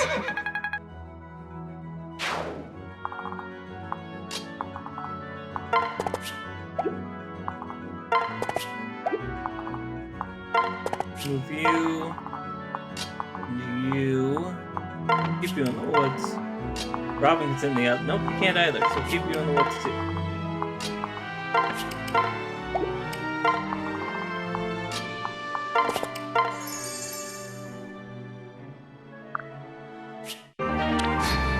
Yeah, we're getting a lot of good items.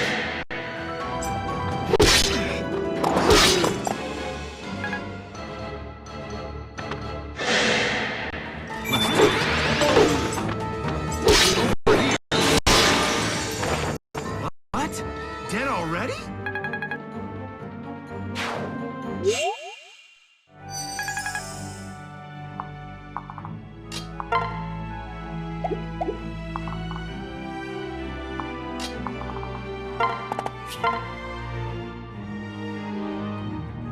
I don't mind risking it. I'm gonna die next turn anyway.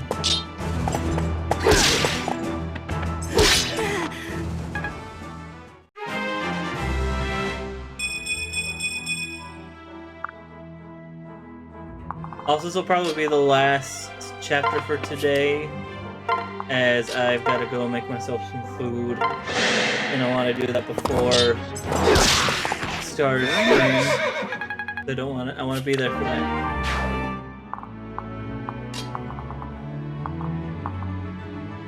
Who's up there? Swordsman? Okay, so Vake, you can sit up there safely. Just stand over here. Actually, you sit over there. Robin goes over here.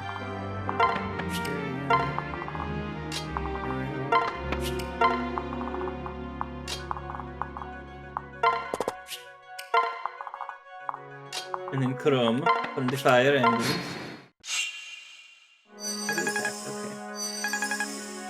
Okay. My lord.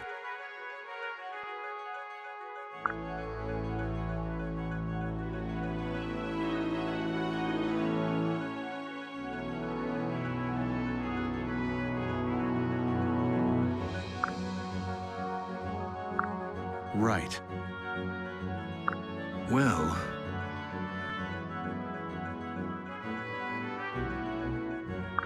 What?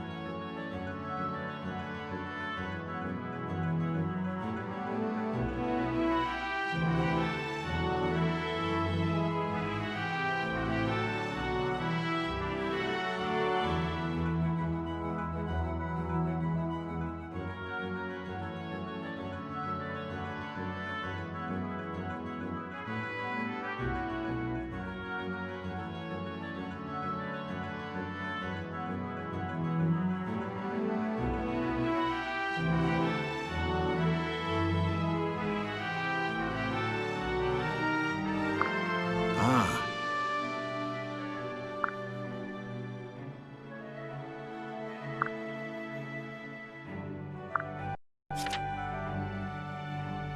Auto battle. Move to an empty space and press the A button to open the systems menu.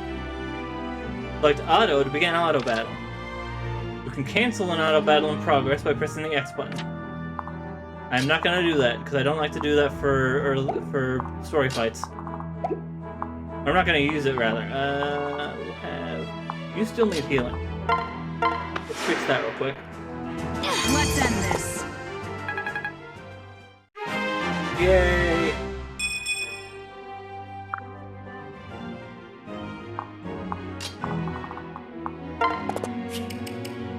You only have a sword, right? Then that only really matters then. Over here. You over here. This very worries me a bit, so I'm gonna put Robin over here. With Thunder in his hand, and then Crom. Sully sits here.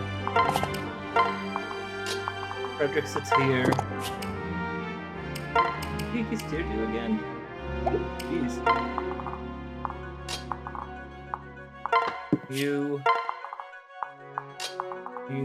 should put... No, we'll have them there. Healing. And then watch they all go out this way. On my mark.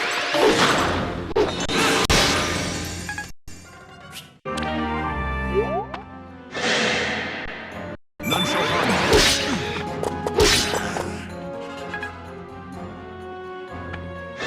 This is a strategy I like using, is the wall.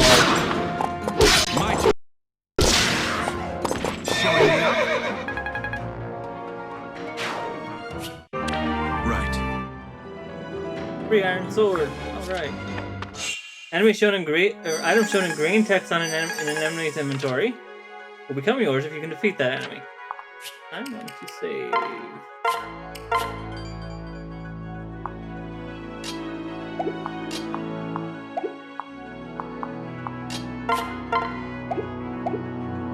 Why can't you? Oh, because that's that's all. Whoops.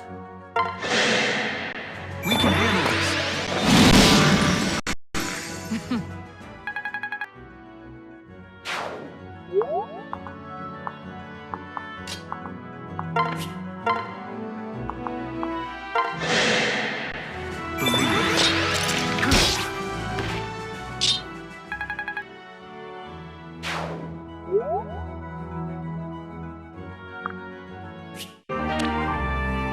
Let's see.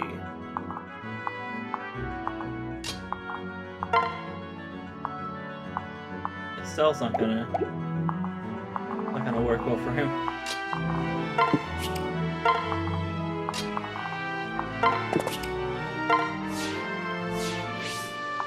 That's not gonna work for anyone outside of you, because you have that hatchet. Even you don't want shot. Interesting. Well, you do with the lance, but not with the. It's alright.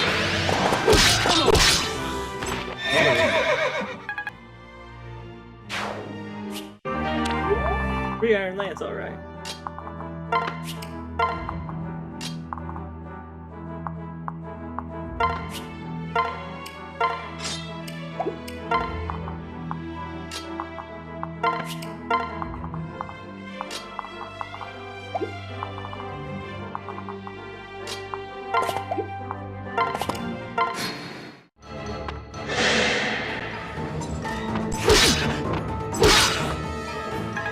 Never got why Robin wields the sword like that. It's so weird.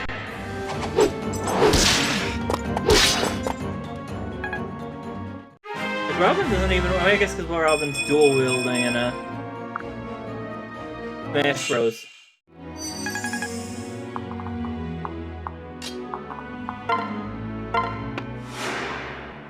Very nice.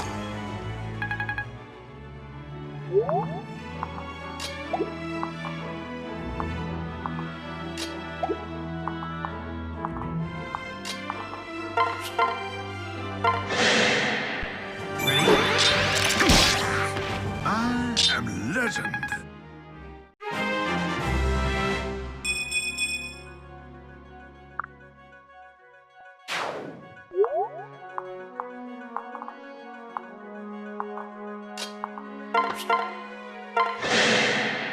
No noise.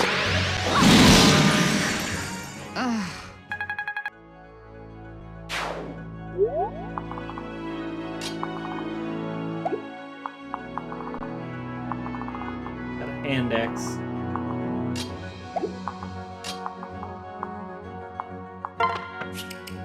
Gotta be careful I don't get too close. We'll put our sword users up front. We better deal with him. Take Vake along as well. Because Vake has a axe, so he's neutral. The other one's gonna be back.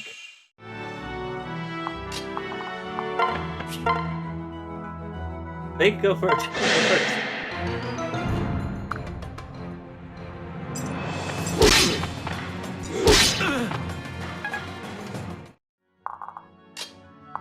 You are not.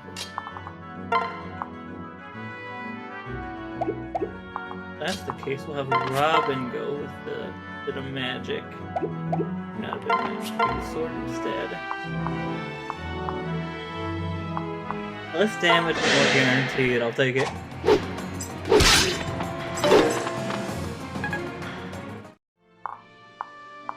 Then stall. Real quickly, just for the XP, we'll heal up from.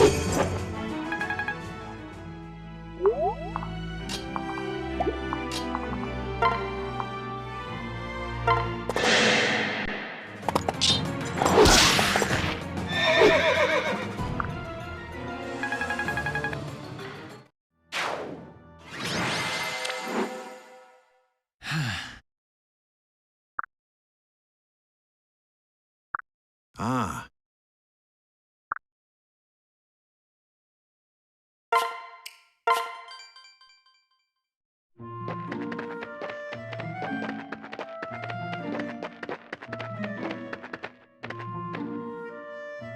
Oh.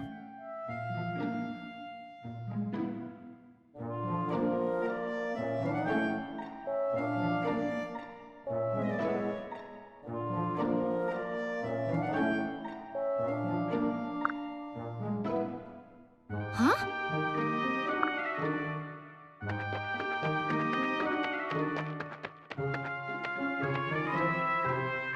What?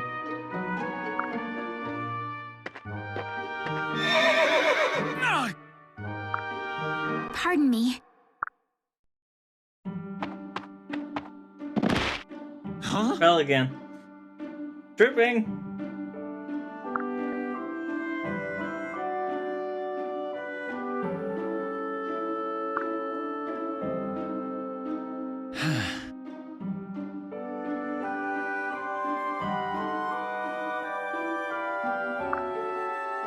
Wait!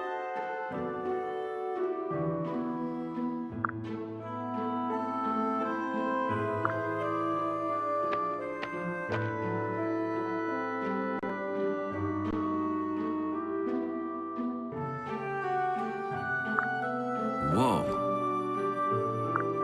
Wow!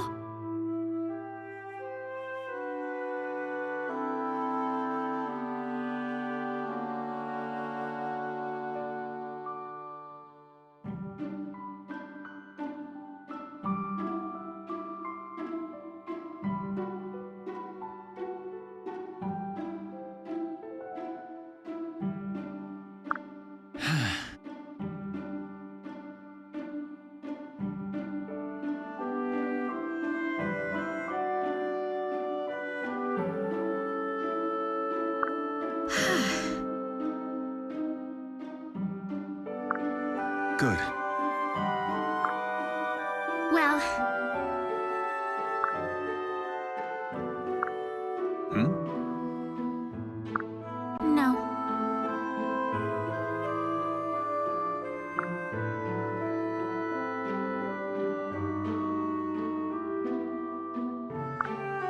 Thank you. Yes!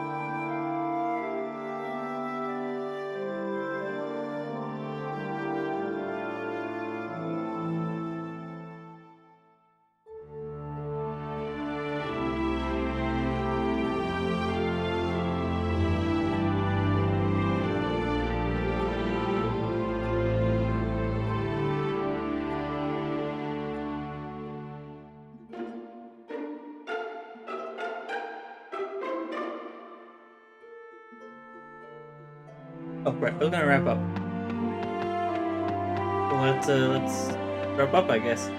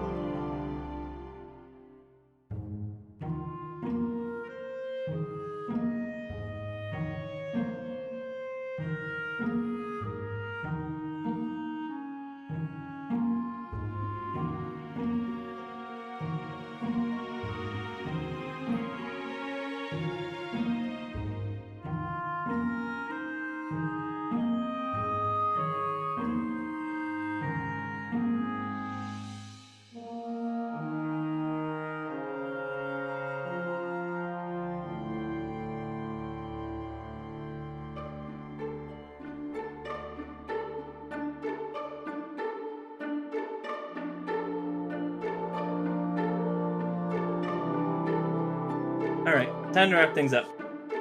Because I said I would. Thanks everyone for watching. For those who are new, I normally stream Tuesday, Thursday, Friday, 3 to 5 or 3 to 6 Pacific Standard Time. Tuesdays, Thursdays are normally a playthrough. Currently it's Fire Emblem Awakening.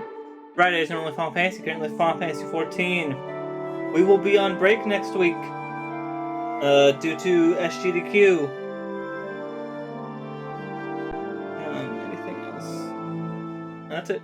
If you like what you watch, you can follow, and if you really like what you watch, you can subscribe. You get access to these nice emotes, the chance to pick a game for me to do a playthrough of, which I will point out, that will be the playthrough after this. If you want to force me to play, if you want the chance to force me to play a game within reason, consider subscribing.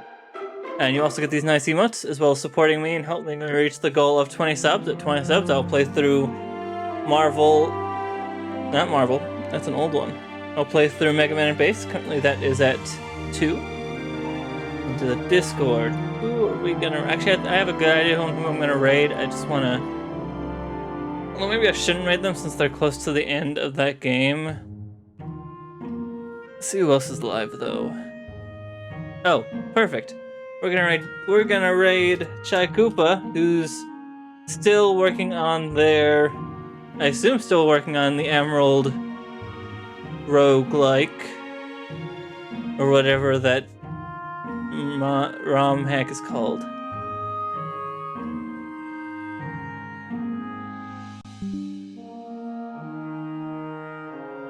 Alright, there we go. See everyone on Thursday for more Fire Emblem Awakening. Until next time, good night everybody.